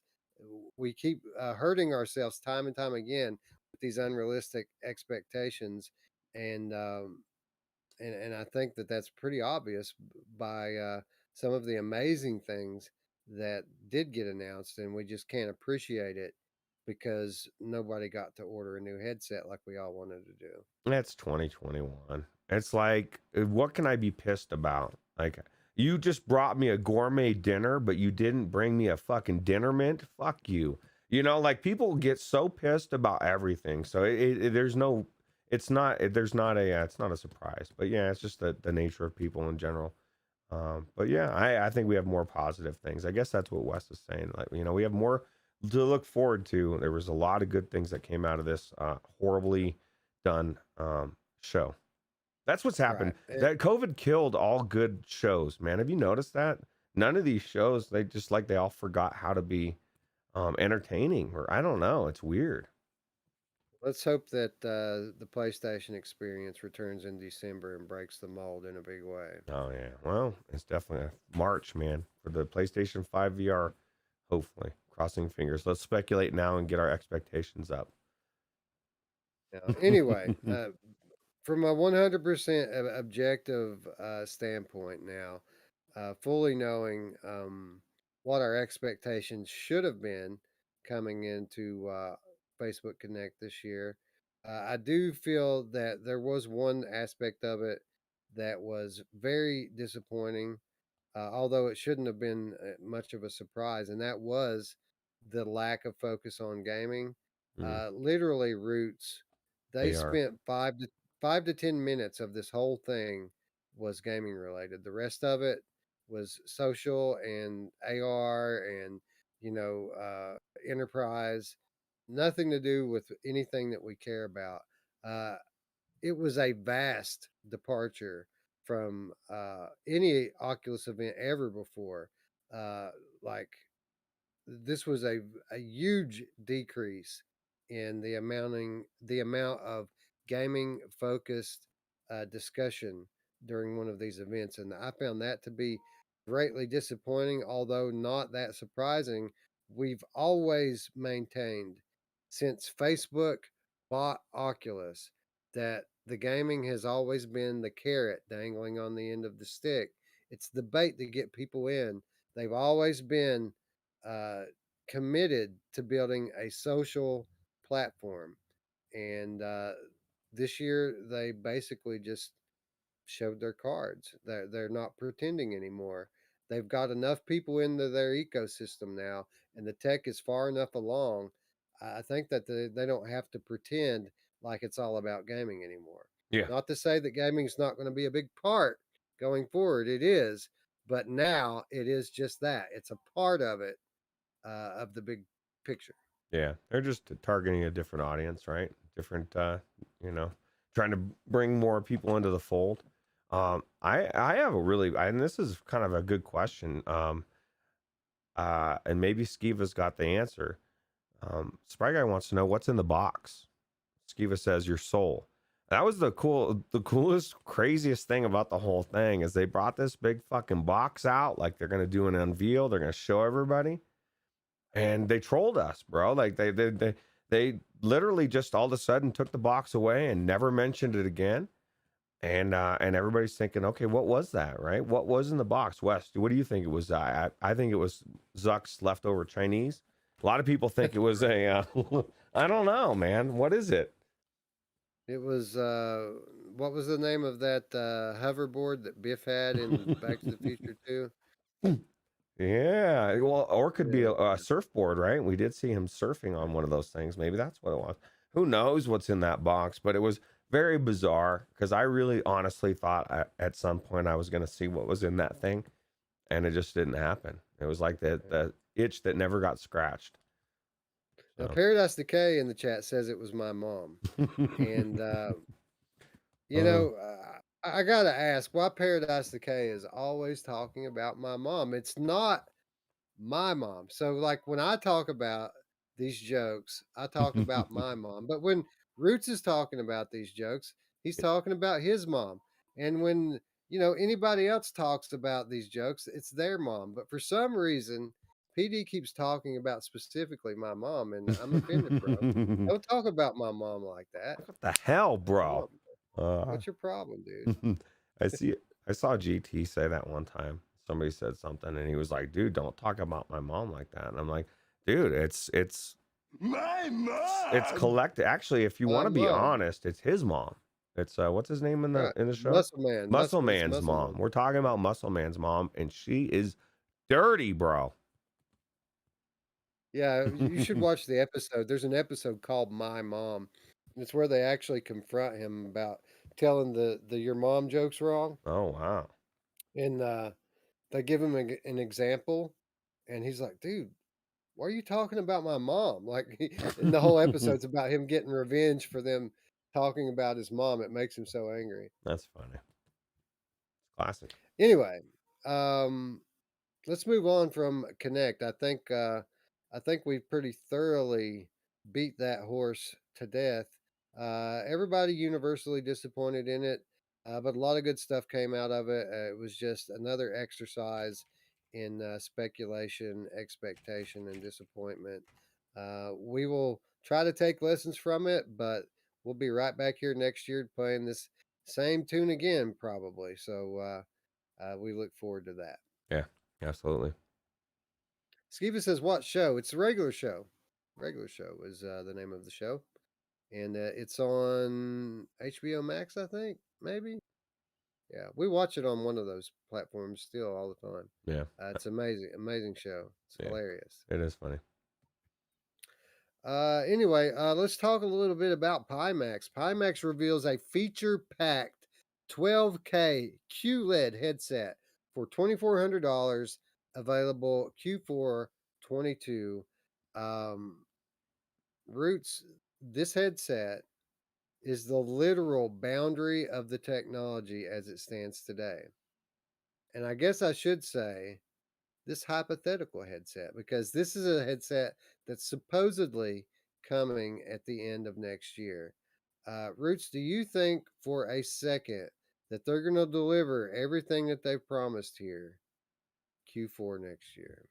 Well, I go back in the time machine a couple years, and I realized they couldn't fulfill what they promised a couple years ago, and then I look at today's scope of things where you can't get a hold of a lot of technology, and I say there's no way in hell. Although I do like the fact that they're now using Rift S controllers. It looks like for their controllers, because they for a long time you didn't know what you were going to get. Was it going to be an Index? Was it going to be Rift? Was it going to be Vive Wands at one point? But no, I don't think they will. But everything in there, this is the thing. I give them shit because they've, they're not reliable. But one in that respect, but one thing that they have proven to me, at least from what people that I respect in our community that do have Pimaxes, every one of them say they really like it.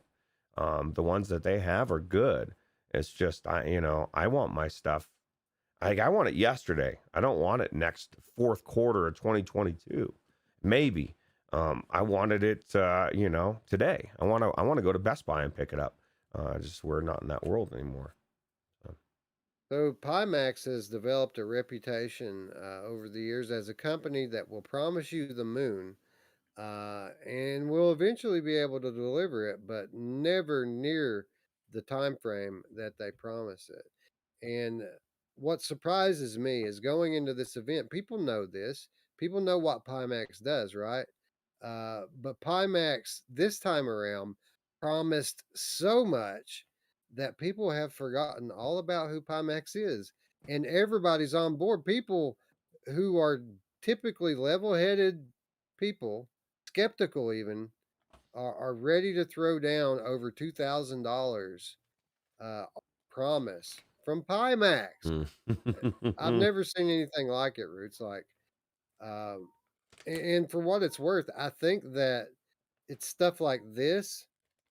I think it just amplified the disappointment with Connect the next day because people's heads really went into the clouds when the Pimax event went off late. By the way, like way late. Like the Pimax thing was supposed to be at like 1 or 2 in the afternoon, and ended up being at like 5 or 6 o'clock in the evening because they had some kind of a issue with the video file.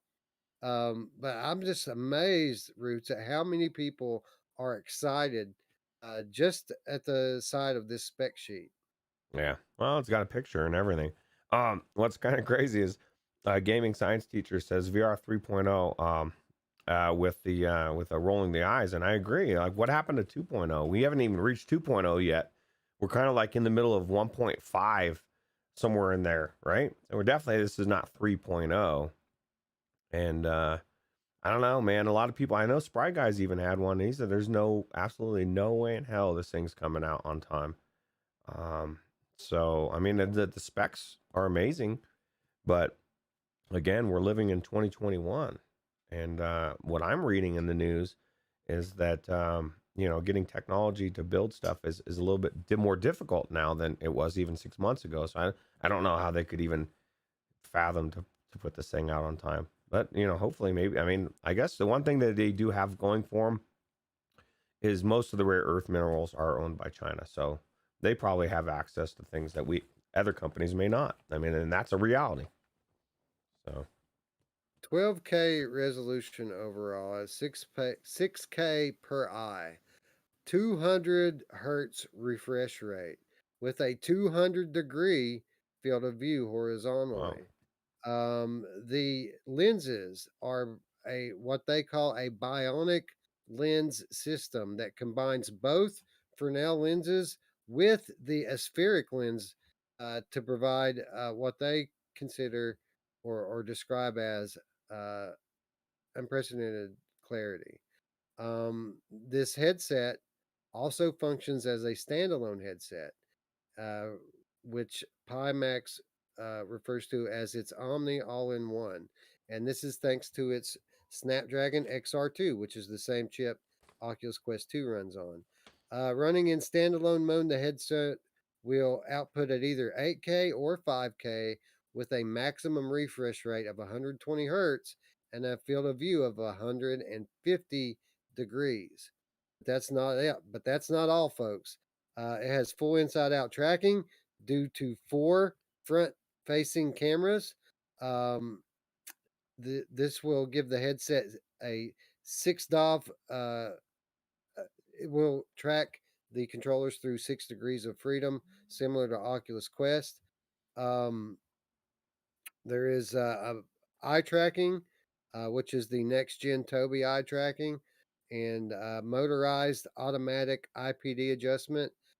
2 cameras on the inside to track facial features, and 3 more underneath to track your lips and body tracking. That's right, this all in one headset claims to be able to track your legs as well. Um, Again, they're promising that this all of these features are going to come in a 30% smaller package than the Pimax 8KX. They're promising Wi-Fi 6E up to 6 gigahertz, a PC connection through fiber optic cable, or wireless native PCVR through a 60 gigahertz WiGig connection.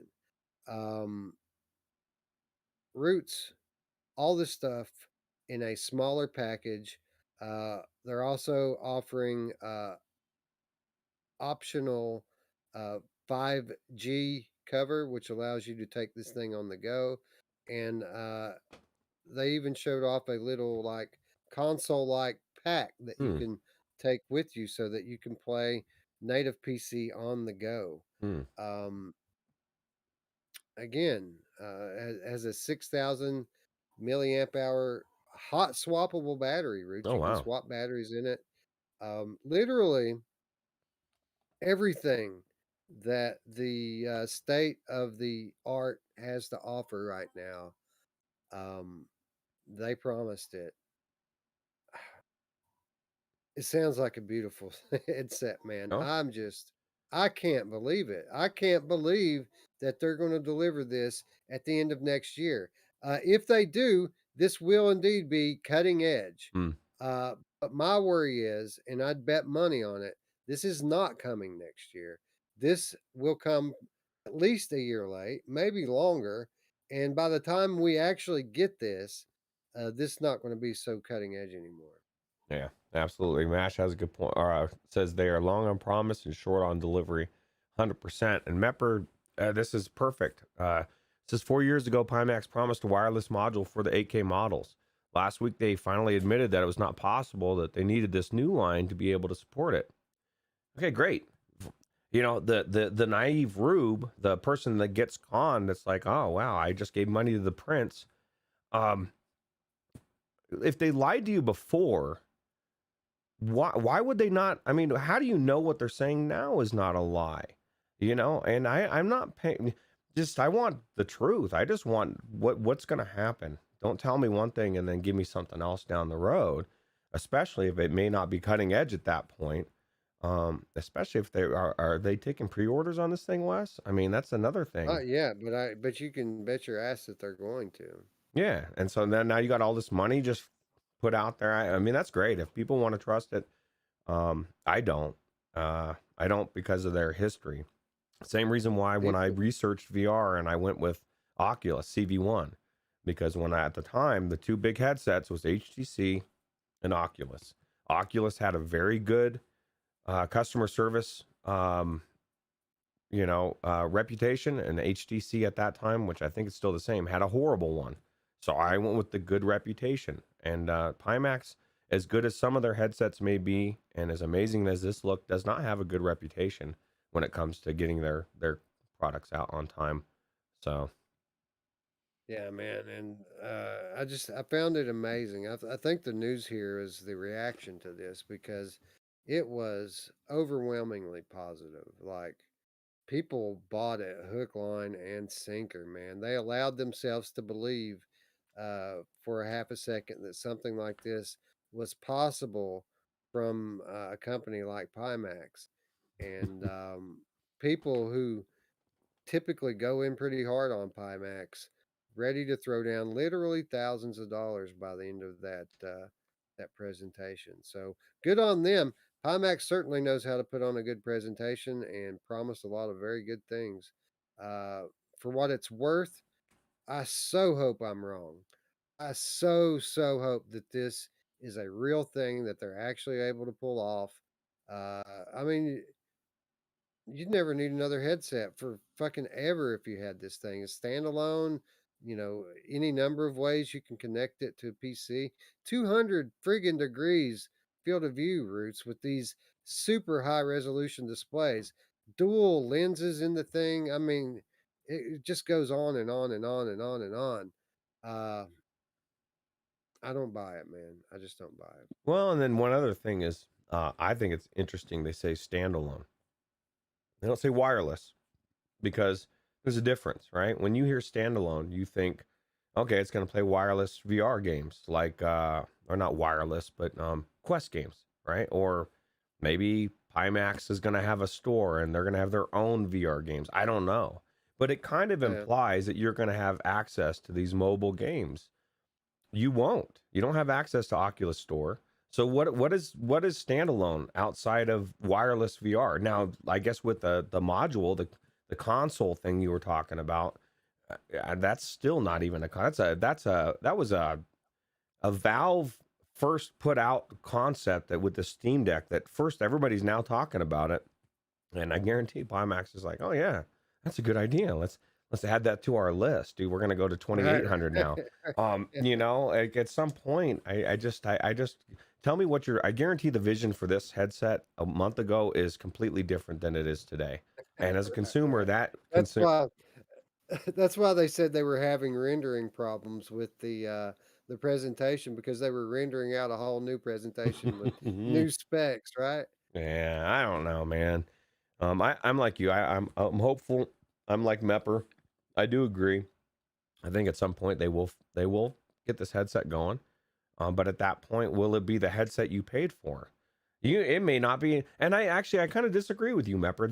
This version of this will never exist, because whenever they do release whatever it is, they will have changed it to this, and this, and they'll give you options to change what you know what I mean. The what they're promising here is, I guarantee everything is going to be different, and maybe better, maybe the same. I don't know, but they just, the product they tell you is today isn't going to be the product of next week.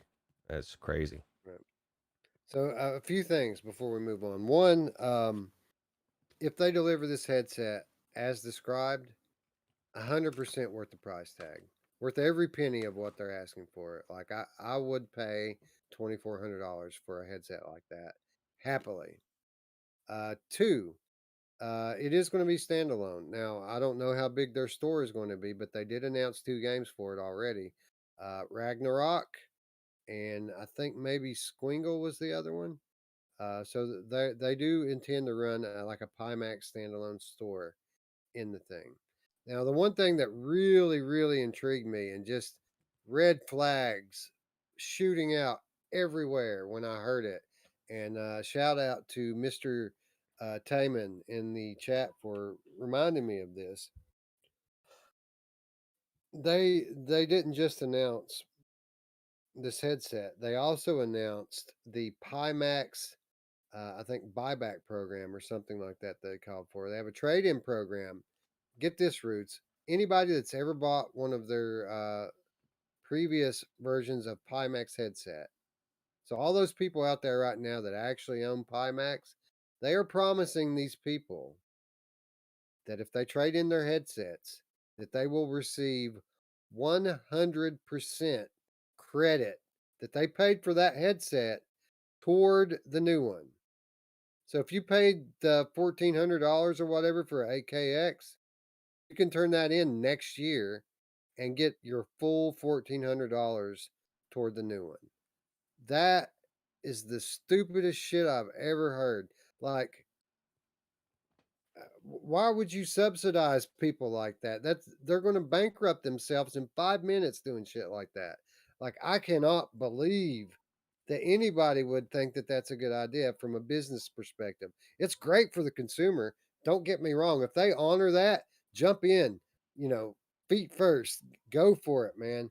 But that is the dumbest shit I've ever heard from a business perspective. To give people 100% years after they bought a headset, that is so stupid, man.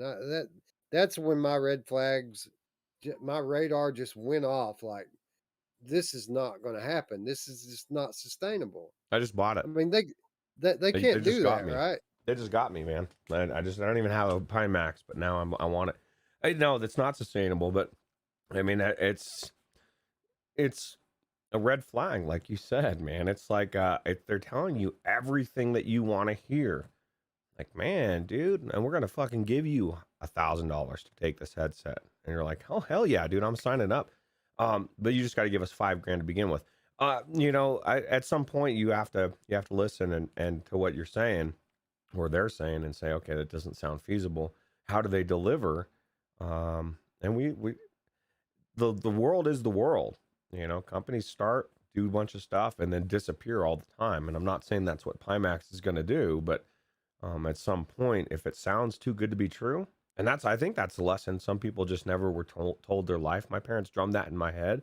It probably is too good to be true. If it sounds so good, you have to think, okay, well, maybe I need to look into that a little bit more, right? The Devlin Man says that that's only for new buyers, and if that's true, that makes a little bit more sense. If that's true, I can see that. Like if they're just trying to get people to go ahead and buy their original headsets, um, then that would make sense. But it also would make sense. What a scheme, man! If people aren't buying your headsets, what a way to get them to buy in, man. Promise them this ultra futuristic thing. If they just go ahead and put a little down payment into buying an 8KX, look at what you're going to be able to upgrade to. Yeah. Yeah, go ahead, guys. Go ahead and buy your 8KX. No risk, because you're going to end up getting this one. Yeah. Yeah, I mean, it's definitely a marketing ploy of some respect. I guess it would be a good way to get an influx of money if you really Yep, needed it, right? yep. With the Uh, intention of doing something with it down the road. We're going to make this amazing headset. Uh, and if you have faith in the company, that's not a bad investment. I mean, there's a reason why I would pay a little bit more for an EVGA card over at, say, yep. MSI, because I know that if I have a problem, I can switch it out. And this is no different. If I got, what's the cutoff date? Should I go get my 8KX, Wes? AKX is actually from you know, a lot of reports pretty good headset. It's not levels of clarity like G2 or anything, but that wide field of view that does make up for a lot of that, right? Yeah. Yeah. It's a cool thing. It's an acquired taste, and certain people are going to like it, and others won't. Yep. Um, Skiba in the chat says, wasn't it that didn't they do something similar for 8KX? 8KX was a little bit of a different situation because they had people who had backed the 8K, the original 8K on Kickstarter. And then before those people had even gotten their headsets, they announced this newer version, the 8KX, which was better. So they kind of were screwing those original backers by doing that, and that's the reason why they allowed those people to trade up. Yeah. So if it is true that this is only for people who buy in new, that makes a lot more sense. But the way that I like heard it or read it at the time, it seemed like they were saying anybody who had a Pimax was going to be able to trade into it with 100% credit, and that was just like that blew my mind. I was like, really? That's the worst business decision of all time. Yeah. It just makes you Like wonder sometimes. give them 80%, give them 75%. It's still a good deal, and that way you're not breaking yourself. Yeah. True. Skiva in the chat says, fingers crossed. I agree. Chris Richardson says it's wimpy marketing. I will gladly give you 12K for an 8K today. Yeah. Well, I guess and you're locking in your price, right? If you're Yep, prepaying. So exactly. Yep. Anyway, that's enough of that. I do think that this very well done Pimax presentation did put people's heads in the clouds and served to exacerbate the problems that people had with Connect, because people were at a fevered pitch going into Connect, and it only ended up leading to you know a crash, people crashing all that much harder because of it. yeah. Well, there is good news from this whole news. Everything that came from this. There's just the fact that they're making standalone, that they're planning on making a store. I'm sure they're not the only one. It's gonna be one more thing that gives Oculus competition, or Meta. I guess it's still Oculus, right? Yeah, Giving them competition. for the moment. Well, that's the thing. Even when it was Facebook, they changed Facebook to Meta. But if you notice, they're talking about the Oculus Showcase of 2022. It's kind Oh of like no, they have clarified that beginning 2022 that the Oculus brand is dead. That it will officially be called the Meta Quest. The Meta Quest. Meta Quest. Hmm. Yeah. Cool. Anyway, Mepper is starting to catch on. He says, "What if they have a warehouse full of 8KXs now that they need to get rid of right now? This program could do it." Exactly. Exactly. Tell people what your plans are for your next headset. Go ahead and tell them, Q4 next year, just because people want to have a deadline. And then if you miss your deadline, was just par for the course, and you already have everybody's money anyway, so it don't really matter. Um, Yep. it's actually pretty smart if Win-win. you think about it. Yep. Anyway, enough headset talk, Roots. Let's talk games. Whew. Wait a minute. Wait a minute. Okay. Yeah, I think we got a live trailer here, don't we? Yep. Yep. Let's look at the trailer.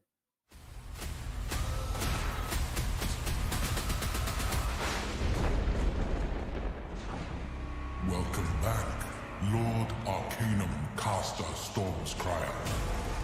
The Stormcast Eternals posted in Dreadheim Fall. Hail, Lord Arcana! Yet their souls do not return to Azir. I will free all of you. The Necroquake has upset the order of the mortal realms. Sigmar's weird. Reunite with your fellow Hammers of Sigmar. At your service, Lord Arcana.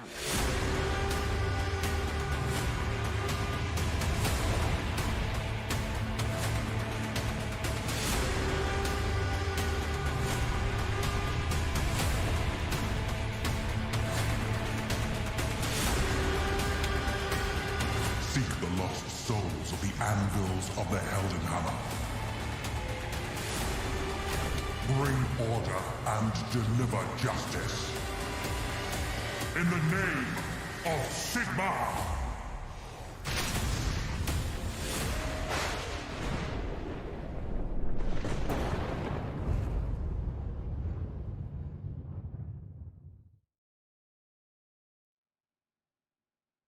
Roots, the release schedule does not seem to be slowing down one iota. I think we're full speed ahead for the remainder of the year. As Warhammer Age of Sigmar Tempestfall announced to be releasing on PCVR in November, just a couple weeks away. This genuinely surprised me, Roots. I did not know that this game was that close. Yeah, did not know it was this close either. Mash says this game is going to be epic. I agree. It's just showing flashing my shirt for Mash. Yeah, like I said, if you haven't checked out the Mash linked it in the Discord, the YouTube video of was it the lead developer Peter, right? You said from Carbon Studios. Piotr. Yeah, that's right. Yeah, I did an interview with him, and it was really good. Mash spent like hours researching and questions, and it was a really good interview. And there's just so much to that game, so I'm really looking forward to it as well. Yeah, beta tested it and agreed to a very strict NDA, so I have to be very careful what I say here about it. I will say that I'm excited to see the final version of the game, and I will also say that coming out of Wizards' dark times, that the Warhammer people could not have picked a better studio to bring this Age of Sigmar Tempestfall to VR. I think that Carbon Studios more than up for the challenge here, and I think that we're going to continue to see from them we have always seen from them, and that is steady improvement, game to game to game. Yeah, absolutely. Can't wait. Next headline: Pavlov VR gets the hidden update. Roots, did you have any idea that the hidden update was coming to Pavlov VR? I didn't even know what the hidden update was. That's weird. Maybe that's why they call it the hidden update. Like Yeah. nobody knows about it. Yeah, it's new, it's fresh. It's definitely I guess it's needed. I don't know. One thing that I want to know, and I'm asking for Scion VR because he asked this in the Discord the other day. When are they going to bring mod maps to Quest? Because that's the big thing, right? Those maps are the best thing about the PC. So Yeah, well, a lot of people like the custom maps for Pavlov, but this is something in this update that's totally different than anything I've heard of before from Pavlov. Get this: the latest update centers around a new game mode called the Hidden, which happens to be the name of a test subject. Going by the story lore, Site 30, situated in Western Europe, was raided by a team of operatives where several terabytes of important data were stolen from the site's server. By data, we are referring to the weapon development research, government covert operation briefings, metallurgy test results, and much more. Unfortunately for them, they also released the test subject, which was awaiting clearance for transfer to Site 19. The released monster promptly eviscerated the operatives and fled the premises. You are the Infinitum soldier, part of the squad tasked to eliminate the hidden at all costs. You will have to work with your team and utilize all the new tools at your disposal to accomplish your mission. Or the player can also resume the role of the hidden himself, who can regain health by feeding on the flesh of the dead. Blades have been fused to the forearms, allowing you to slash the task force deployed to kill you. Besides blades, you're able to leap far higher than these puny humans, see through walls, have night vision, and reflect light around your skin, making you extremely hard to see with the naked eye. And you are also equipped with smoke grenades and fragmentation grenades to take down soldiers as well. Roots, this is a story mode for Pavlov where a group of players plays against one super powered player who plays the role of this monster test subject on the loose.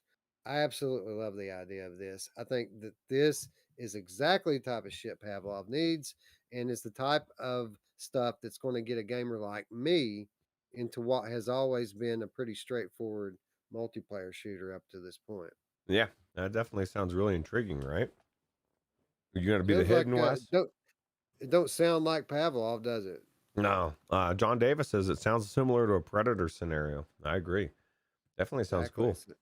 Sounds exactly like a Predator. Sounds like Pavlov ripping off the Predator, and I'm all for it. Yeah, it looks cool. Or sounds cool. Yeah.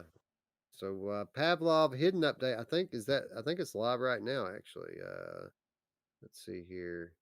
Yeah, that's that dropped 3-4 days ago. So Pavlov the hidden update available now on a PC near you. Yep. Yeah, and that is something to stress, which you just did. It is PC. This is not the Quest version. Everything listed under there is a viable PC headset. I almost couldn't say that, but I remember Vive Cosmos. You can get the mods to make it viable. Right, that's correct. Anyway, Pavlov not the only game to get an update, not by a long shot. Phasmophobia Nightmare update adds a new map, adds new ghost types, new difficulty levels, and weather effects. Roots, I think it's safe to say at this point that any kind of preconceived notions that we had about Phasmophobia and our experience in it, I think we should throw it out the window at this point. This game has had so many content updates since we played it. I'd be willing to bet that it's an entirely different game now than it was back then. Yeah, yeah. We probably can communicate with each other now by I would imagine by pretty well. I thought what I found interesting. I didn't know that there's different levels, right? And each one of them seems to be tailored. Kind of takes away a little bit of your safety net as far as like taking the pills to get rid of your insanity or this nightmare mode sounds crazy. Sounds like it ever. Not, some of these things I don't get. Like it says the ghost has the ability to move on its own whenever it wants, occasionally or whatever. I guess the earlier modes it doesn't. Like it picks a room and that's it. So things can be moving around. It does a lot of different things. Sounds pretty cool. Sounds like they've really put a lot of time and effort into this. When it first dropped, it was early access, right?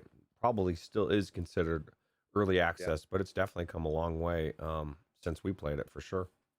A long way, dude. I looked at just the patch notes for this, and it is a laundry list, dude, of dozens of different things that they added in with this update. And notably, this is like third, fourth, maybe even the fifth update since we played it. It has new levels, all new game mechanics now. I mean, this is a completely different game than the janky experience that we had in it all those many moons ago. Well, So I think this one's just about due another visit. If we ever see Gamer Chick again, maybe uh, we'll put the get the band back together. yeah, absolutely. It's definitely a cool game. Decepticon says he's about to play it in a few hours. Yeah, yeah, absolutely. I was trying to. So I saw that comment and I was going to mention it, and then I forgot. Um, Next headline: Legend of Zelda: Ocarina of Time now fully playable in VR. Roots, the mods they just keep coming, and they're not stopping anytime soon. And we know that PCVR modding is becoming a more frequent thing when we start to see Nintendo games being modded into PCVR. This is a fairly significant one here. With any Zelda game ready to be, ready to be fully playable, kind of a big deal, even if it is just Ocarina of Time. Yeah, yeah, it's definitely. I was reading up on it or reading the article, and or some of the comments. Somebody said that I guess even though it's in VR, the controls are 3'd off, which I imagine with the controller, right? They're talking about how it's not hand presence. Like this is bullshit. And saying, but that's Garbage pretty cool. Town. Yeah, it's garbage town. But yeah, no, I mean, hopefully Nintendo sees this. Give us the real version. Bring out your headset, bro. We want it. You know. It's coming. Guarantee it's coming. But in the meantime, we've got Ocarina of Time to play. A lot of progress has been made on Breath of the Wild, which that'll be the one I go in hard on is Breath of the Wild. Play that in VR is going to be amazing. Yeah, yeah, I played it for a little bit. I never really got too far into it, so it'd be pretty much fresh for me. Chris Richardson questions my tone when I said just Ocarina of Time. Yeah, man, Breath of the Wild's my jam. That's the one I want to see, and they're pretty close on that one too. Well, I think I question your soul. Ocarina of Time. What? Actually, it was weird. It was a cool one, but it was weird. I played a lot more of that one than a lot of other ones, and the time travel aspect, going between times and the moon, and it was very weird. It was a very weird version of Zelda. Not like, like we were talking about Resident Evil 4 and how it was one type of version of Resident Evil, and 7 is completely different. That's kind of how I feel about Ocarina of Time. It was kind of one that was separate in and of itself. So, Right. Well, there's a ton of these games, aren't there? yeah, absolutely. All right. To wrap up headlines, pretty significant one here, Roots. 3 top PlayStation VR titles to be free with PlayStation Plus in November. Roots, they're adding bonus 3 titles on top of the already 3 PlayStation Plus titles for November. So we're getting a total of 6, 3 non-VR, 3 in VR, and not just any VR titles. Roots, The Walking Dead: Saints and Sinners, Until You Fall, and The Persistence. 2 out of the 3 of those I refer to as must-own VR titles. And Until You Fall, nothing to sneeze at either. A very good title as well. This is amazing, isn't it? Yeah, yeah, it's kind of nice to see PSVR get some love. And the good news is I don't own The Walking Dead or After the Fall or After the Fall, Until You Fall, on PlayStation VR. I do own The Persistence, but they're all 3 good games, definitely worth playing. And The Persistence you can play flat as well, right? And I don't know why you'd want to, but right. I think you can. I know that was kind of a different version they launched, but I'm pretty sure if you have one, you have both of them. you can, because I've done it before I got my PlayStation VR. There you go. So. There you go.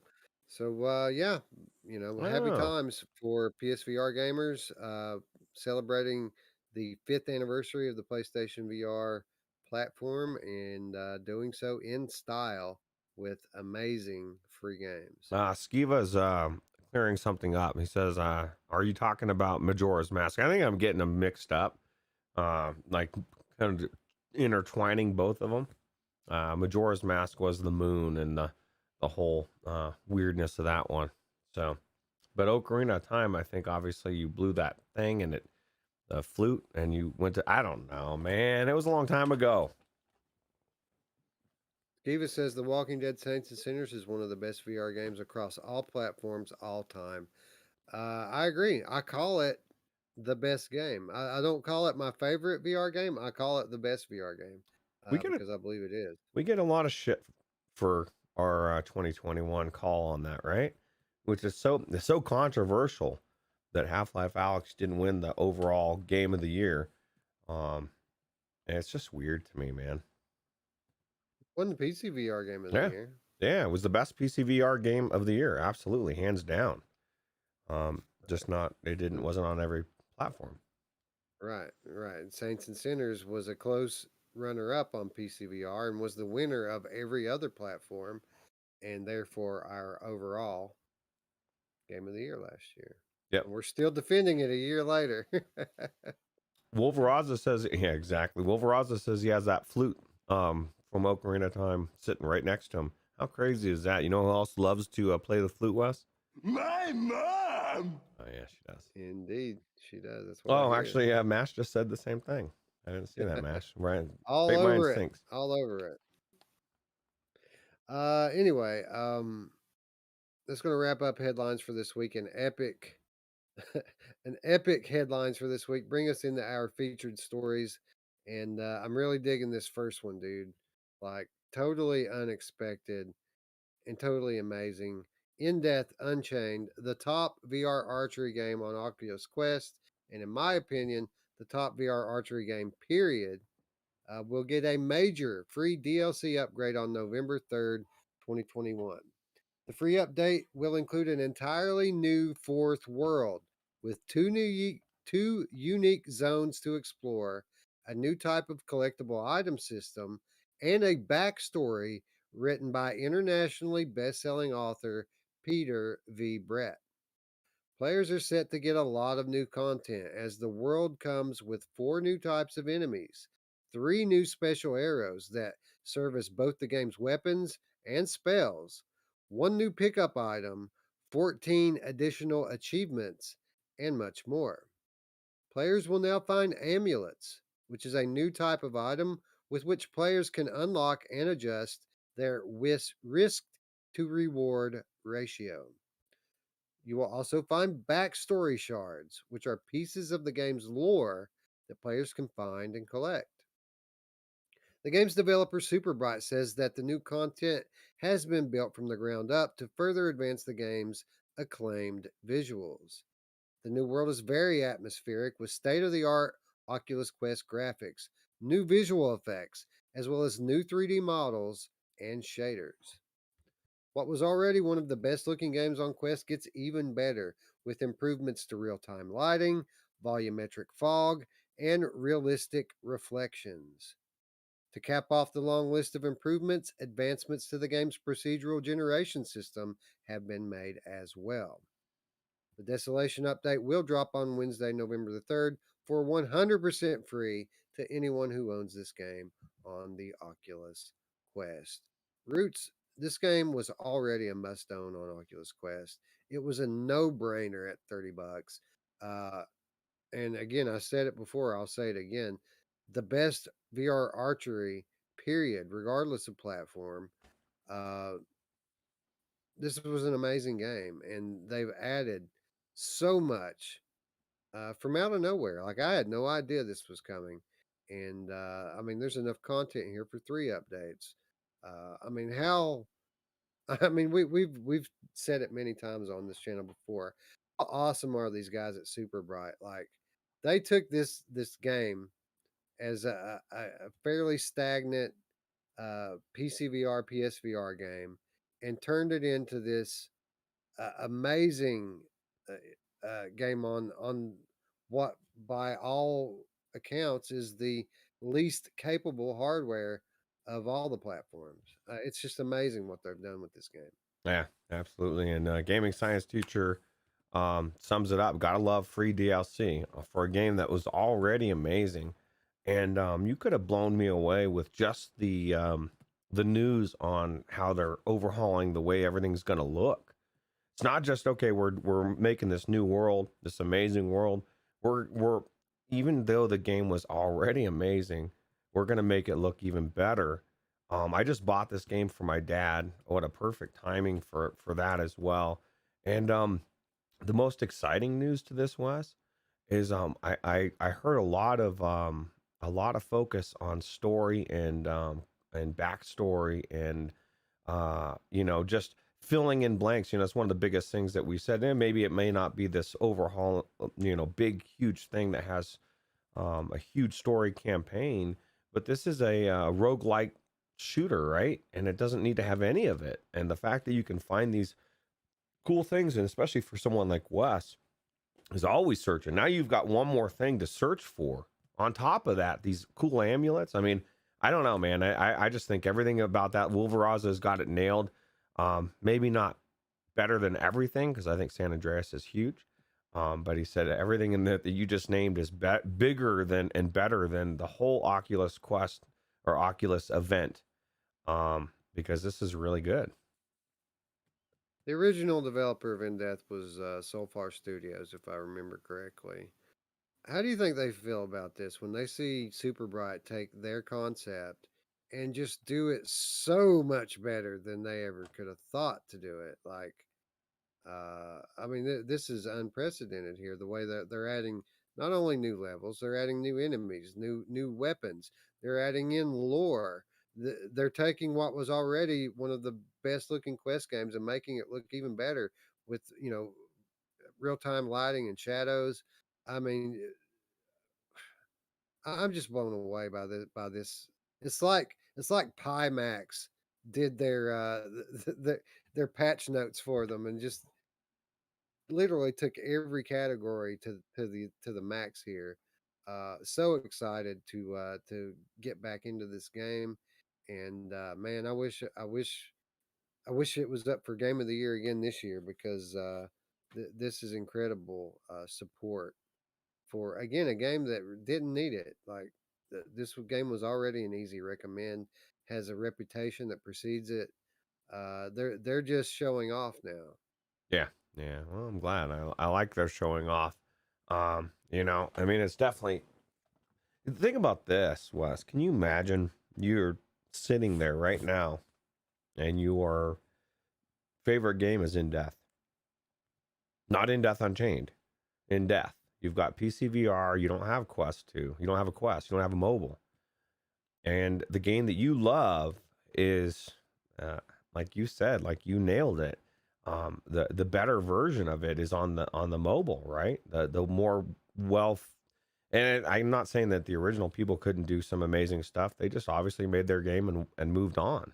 But Super Bright is not, and they continue to make their game even better. And I'm excited for it as well. We only have to wait 3 days. Know it, dude, and you know the cool thing about it is one of the really cool things about it is if someone happens to be watching this right now and don't own this game, I heard a rumor that there may be a few keys to go around on Wednesday night's show. If Yeah. you guys can manage to stay up and join us in what it promises to be a special episode. Oh wow. Yeah, that is going to be a banger of a show. You don't want to miss that one.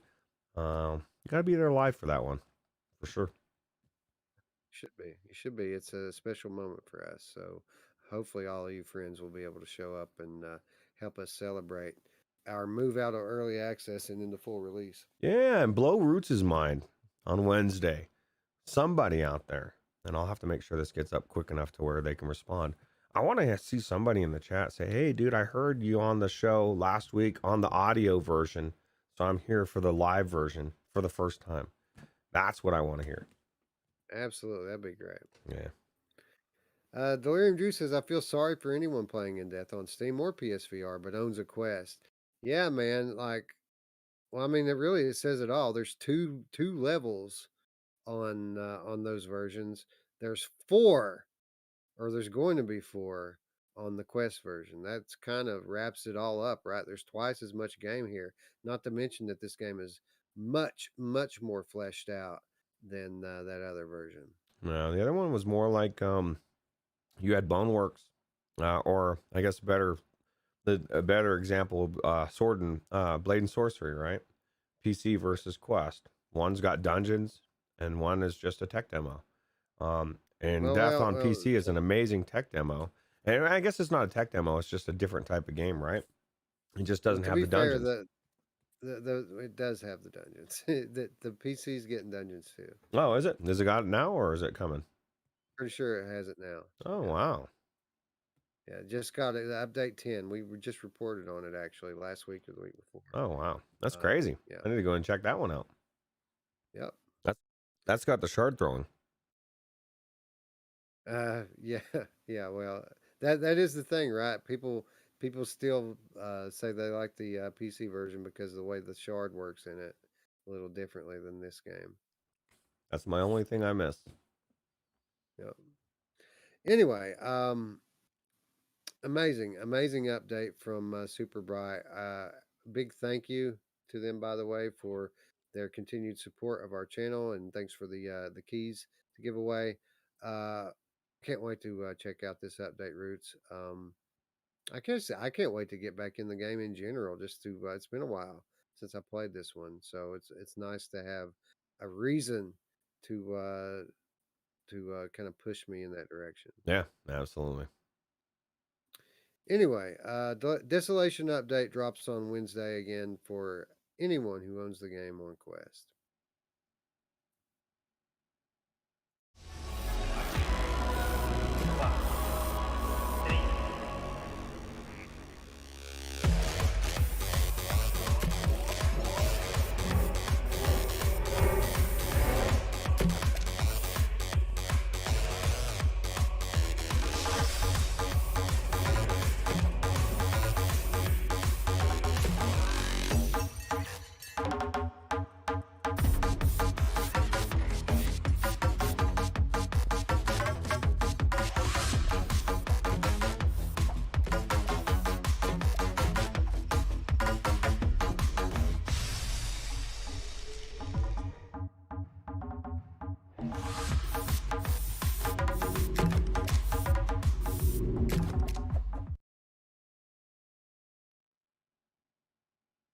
Well, Roots, speaking of game studios who just don't know when to say when and keep bringing the updates to the 11th degree, Game Dust is expanding the content once again for Yupitergrad with a brand new Twisted Levels update. The new update adds 10 more challenges to the time attack mode, now bringing the total up to 50 levels. These twisted levels are said to be a bit different than those that came before it. These levels are designed to surprise you, testing your skills with tight hairpins, turns, chicanes, spirals, and insane speeds. In addition to these new levels, the studio has also added the game's first cosmetic DLC in the form of a brand new Halloween decoration pack. A simple toggle in the menu can enable or disable all sorts of pumpkins, skeletons, and skulls that will appear in the corridors of the space station. The Twisted Levels update, available now for PCVR and Oculus Quest users. PSVR gamers can expect a huge update late October, early November, which will include the previous 3 expansions, the Twisted Levels update, the New Levels update, and Gymnasium. Roots, I think that these studios like Super Bright, Game Dust, they're really trying hard to take on that Hello Games, No Man's Sky philosophy where enough is never enough. And with a game like In Death, I kind of get it. You know, it's a $30 game. They really want to deliver a premium experience. But Yupitergrad's a $15 game. Happens to be on sale right now for $10. And they keep adding shit. They've got 40 regular levels and 50 time attack levels now. And that's not even to mention the gymnasium sandbox.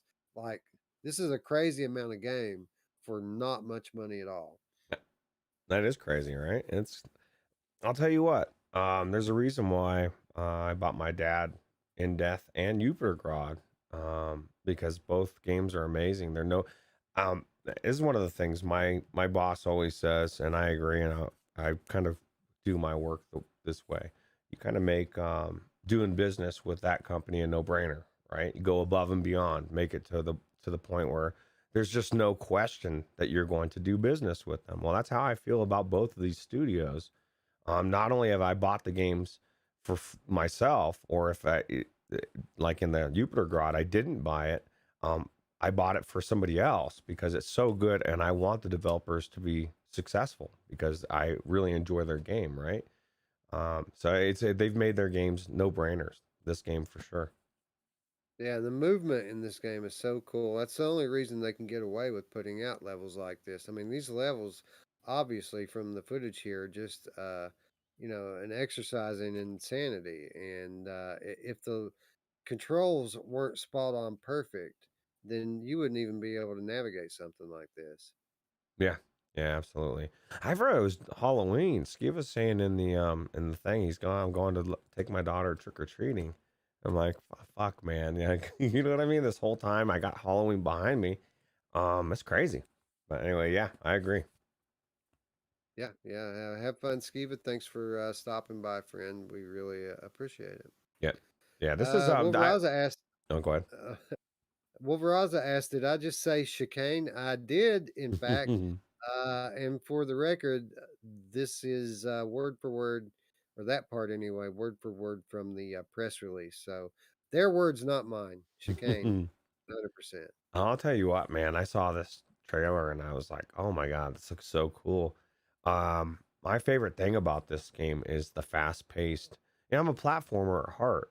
This is just a different way to platform, right? You're swinging around. You get to a point where you can get going good, and avoid all these crazy things, and you maybe hit the grinder 20 times, and then you finally make it through, and it's that successful feeling, right? But it looks like this has got many options of ways you can go, right? You get to choose which way you want to go. Looks cool. Looks awesome. And talk about a game that you can only pull off in VR. This is VR AF. Like, this is what VR was meant to do, is stuff like this. And man, I can't wait to see what these guys do next. The way that they've built Yupitergrad up, uh, again, I mean, how much money could they be making at this point with the low ass price point? And I'm sure everybody who's into this type of game probably owns it at this point. Like, commendable what these guys are doing. And yeah, man, I think it might be time to revisit Yupitergrad. Yeah. I think they're smart. They're thinking long term because Resident Evil 4 has come out. San Andreas 3 has been announced. People are picking up headsets left and right, right? These are all new people that are going to want to play platformers. This is such a unique game. There's nothing like it. And so they're banking on the future, right? Maybe even just a month or two from now, all of a sudden, like, fuck, man, Christmas comes and they sell 1,000 copies on Christmas Day, right? Maybe they turn into virtual strangers and hear people raving about it. It's definitely worth $15 all day, and right now you can get it for $10. I question your soul for real if you don't pick it up, if you don't own it, if you like this type of game. I think you're I mean, crazy. there's a reason if you go to our show page tonight, in the area where there typically would be a channel trailer, there isn't one. Instead, there's a video of me playing Jupiter because I really like Jupiter. Yeah, it's the background. Every time we have Mash with us, it's playing in the background. Um, so Amazing game. Once again, available now on PC and Quest, coming to PSVR very soon. It could be any day, actually. And PSVR gamers going to get a big update, uh, which is the equivalent to the last three on the other platforms. So the PSVR version about to get way better. yeah, it's crazy.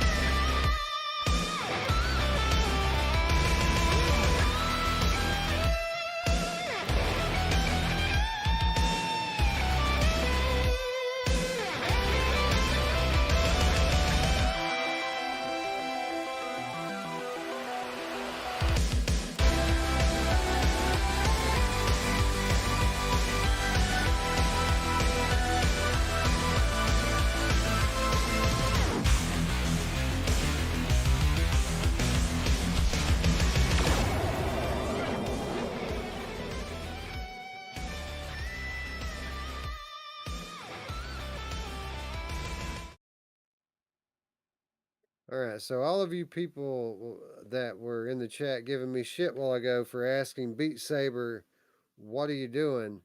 pay attention because this is what I'm talking about.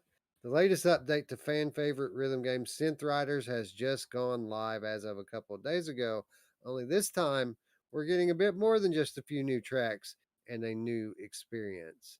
The brand new Spiral mode turns the previously flat gameplay environment into one giant tube, allowing songs to spiral around for an even more dynamic environment.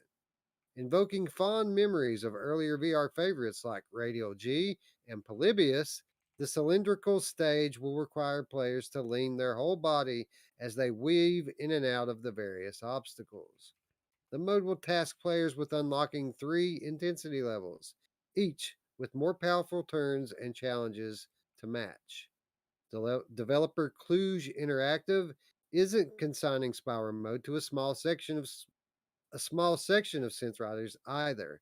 It'll be available for use in every song and every difficulty, compatible with most modifiers and multiplayer. The update also adds another free track to the game's library, bringing the total up to 55 tracks available in the base game. Roots, I ask you, what time is it? It's quote time. It is quote time. This is Abraham Aguero Benz Benzekri. Sorry, sir. I apologize for butchering your name. I only quote people whose names I can't pronounce. Abraham Aguero Benzekri. Benzekri. Abraham Aguero Benzekri. Creative director of Synth Riders, by the way. Quote, I'm excited to enhance our players' experience even more with this twist on the gameplay. It's not like anything we've seen in VR in a rhythm game ever before. Personally, I love playing Spiral mode because the mechanic gives me a feeling of challenge and speed that reminds me so much of skating, which is one of my favorite hobbies. The Synth Riders Spiral update available now for Oculus Quest, PlayStation VR, Steam, and Viveport. Roots this hits all platforms simultaneously. Kudos to these guys, by the way, for doing so. Yeah, that was really good, huh? Mash says Abraham Skrillex is the answer. I don't know that we asked that question, Mash, but that is the You answer. win. You win. You win. Chris Richardson says attention is being paid. I have synth writers. I like it, but I always return to Beat Saber. And I mean, it's to each their own. I mean, it's your first love. Maybe you just really love slice and blocks. You love, sabers. I for one. I was telling Wes during the trailer, I don't know how it happened, but somehow this has become my favorite rhythm game. I mean, I really love Audica still, but if I had to say which is my favorite one, this is it. I just like the way that I like the way, like this guy described in the article, Wes, the quote he was just saying. I like the way it makes me feel. I'm not a skater. But it's a different feeling when I'm doing songs and I'm moving and I'm twisting or whatever. I haven't tried this Spiral update, but I'm looking forward to it. It's just really cool, and I have not. No other rhythm game has created the feeling that I get when I play this one, and I can't explain it. I don't know if it's the mix of the music, the moving, the just everything about it. It just makes me feel good. I really enjoy it, and it's cool. All right. So to be clear, everyone's allowed to have their own Sure. personal preferences. I completely understand that I'm in the minority on this. People Mhm. love Beat Saber, and you're fine for that. But we've often said that we like synth riders more. And for me, the reason has been mostly the level design. Instead of standing in the same environment, stationary on one spot, in synth riders, you move through the level on a rail, which is something that I've always appreciated about it. That feeling of presence, like you're actually in a place, moving through the level instead of standing in place, having the level come at you. This spiral update, to answer your question, Chris, takes that to the next level because now you're not just standing on a flat surface moving straight down the rail. Now the path is on this kind of tube. And if you've ever played Polybius, if you've ever played Radial G or any of these racing games where you can you're kind of stuck on the outer surface of a tube, spiraling around it. That's exactly what's going on here. Your path is not stationary anymore, it's moving around the surface of this tube, which is going to create I got to imagine, an additional buttload of challenge as you try to keep your balance while this level is moving underneath your feet. Like, I got to imagine that it's constant vertigo playing this, which is cool because, again, when I go into VR, I'm trying to feel something. And if that something is vertigo, that's a win for me, man. Anything works for me. This was already my favorite pure rhythm game. Um, this is by far the coolest thing that I've seen in it. Like, I can't wait to try this. I'm sure it's going to be awesome. Yeah, maybe we should talk about it on Wednesday. I'll tell you what, this thing is it looks super cool to me, and I'm gonna try it probably today. And what you said in the quote, is that for every single experience, or I know it said it wasn't limited to certain things, but my favorite thing about synth writers are the experiences, right? The ones built around those special ones. I wish, or hopefully those ones can be done on this rail thing as well. Yeah, I'm not sure about that. I hope so.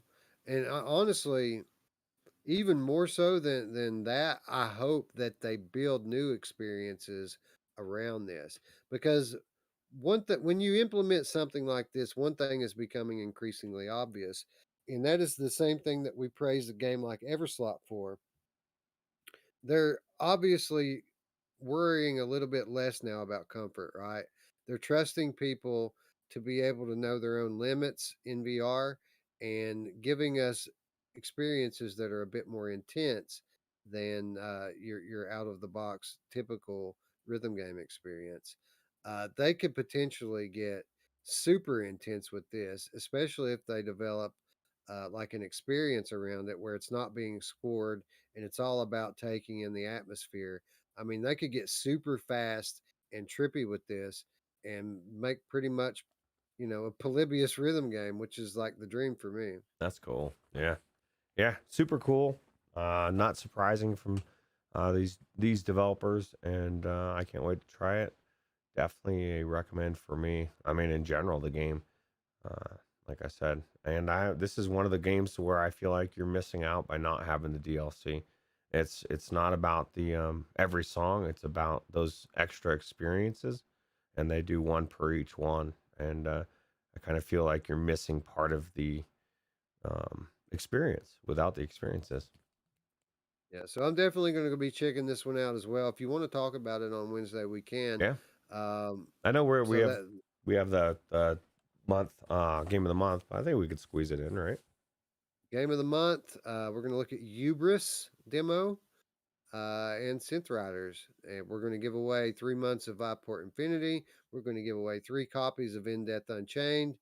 And we're going to leave early access and become Virtual Strangers 2.0. The caterpillar becomes a butterfly, Roots. It's so Yeah, cute. and we grew ahead too. That's what's crazy, right? We decapitated two and grew one. That's cool. So anyway, if you didn't catch that masher, this is on the list now. Synth Riders, we're going to check it out. We're going to be talking about it. Kind of fits when it comes to game of the month. Uh, we need some stuff we can check out fairly quickly, and this fits the bill, man. We can get in pretty quick and tell what this is going to be about. Yeah, it gives me an excuse to go in. Like you said, it's not that I can't. I just end up doing other things that I have to do, and now I have You to can do do this this. in every experience. Or I'm sorry, in every track, and you can play multiplayer on this thing. You can play multiplayer Really? on this thing. Wow. Yes, Holy shit, dude. So that's crazy, dude. That's every track and okay, cool. it's great, man. This is cool. Kudos to all these devs, man. Highlighting some Also, every featured story this week was an update to a game, an unexpected update that went above and beyond uh, anything expected. Like, kudos to these guys that really, doing exceptional work. Yep. Anyway, that's going to wrap up this week's featured stories and bring us into the week's reminders. We do have a new release this week. We talked about it earlier. Blade and Sorcery Nomad from Warp Frog coming out on the 4th of November exclusively to Oculus Quest 2. Curiosity, Roots. I'm just curious. Curious to how this game translates to standalone, basically. Yeah. Yeah. Well, I know there'll be people in the Discord that will check it out if we don't get a copy, but definitely Well, curious myself. I'm I'm sure people have played it on PC as well. I'd like to hear about this Dungeons update, how much it adds to the game. So you guys let us know in the comments down below. Maybe you let us know on the Discord um, if it makes a huge difference to the gameplay. I'd like to hear about it. Yep. I know I'd like to also highlight a comment that I saw scroll by a moment ago here, if I can find it. Give me just a second while I scroll. Probably lost it. Anyway, somebody was saying a moment ago that in Death Unchained, they won that game from us, Oh yeah, I saw and that. and now it's their favorite game, and they can't wait to check out the update. So that just goes to show you that we're not giving away duds this Wednesday, right? We're giving away some of the best stuff. It's Quadzilla. Quadzilla said that. Yeah. So Yeah, it's we're really not cool. giving away duds here this Wednesday. We're giving away one of the best games on Quest. So, And like Wes said, we're gonna see virtual strangers come out of early access, which is kind of exciting. So yeah, and actually that's something that is going to play out the over the party. next couple of weeks. Yeah, it's something that's going to be playing out incrementally over the next couple of weeks. This Wednesday, just the first step in that. Uh, pretty much cosmetic DLC coming this Wednesday, but over the next couple of weeks, you're going to see that it's a lot more than cosmetic stuff going on here. We're bringing the goods, ladies and gentlemen. Yep. Anyway, uh, that brings us to our next reminder, which is the wish list. This is the part of the show where we ask all of you to help us do our part to support the developers by joining us in real time as we go right now and wish list the game. This is a big deal for developers. It helps raise their profile on the various stores, also helps them gauge user interest in their game. We didn't really cover any new releases or new announcements rather this week. I mean, other than Blade and Sorcery, that was pretty much it, I think, unless I'm missing something. Nah, not that I know of. So I don't know. Just We're gonna find a game. Find a game that you know any of these games you could probably may or may not have, right? I know what I'm going to wish list. I'm going to wish list Dagon, and Dagon. This is a kind of a short story, uh, flat. It's flat, based on H.P. Lovecraft, and it just got surprise VR support a couple days ago. It's a free experience, um, and which now has free VR support added into it. Oh, So nice. that's who's getting my support this week. I'm going to wishlist it, and then I'm going to purchase it for free. Yeah, for free. Might as well, right? Can't beat free. Dag- Dagon by H.P. Lovecraft, absolutely free on Steam now with VR support. This comes from developer BitGolem. Has overwhelmingly positive reviews, 96%. So, Any good? I'm just kidding. Sounds good. yeah, yeah. So, wish list, check. Warhammer And Tempest, Chris Richardson says. Going on there the you list. go.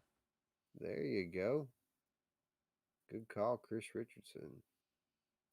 Yeah, that's definitely gonna be one to have. If the interview didn't convince you, go play Wizards of Dark Times, or what's it called? Wizards. I know it's Wizards, but one of them's Dark Times. There's 1 and 2, Yeah. right? They're both amazing. Dark Times is the new one. Yeah. Anyway, be sure to let us know in the comments down below what you wish listed, or don't let us know what you wish listed. We don't care. As long as you're doing it, as long as you're supporting the developers, we're happy. Yeah. Yeah. Don't leave a Anyway, comment either, because yeah, nobody's gonna read it. don't leave it. Screw the algorithm. Nobody cares about that. Yeah, fuck those guys on Virtual Strangers. We don't want to. There are some people that want to keep us like they're the best kept secret, right? Little niche. Busting out, Roots. Busting We're out. busting out today, doing it. That brings us to our final reminder this week and every week. That is how you can do your part to support our channel. Of course, if you're new to the channel, the easiest way to support us also happens to be the way that you enter our contest, our giveaways this week, by subscribing. And of course, it always helps to click that bell as well. Big red button and the bell keeps you up to date with all of our content going forward. And we got some good stuff.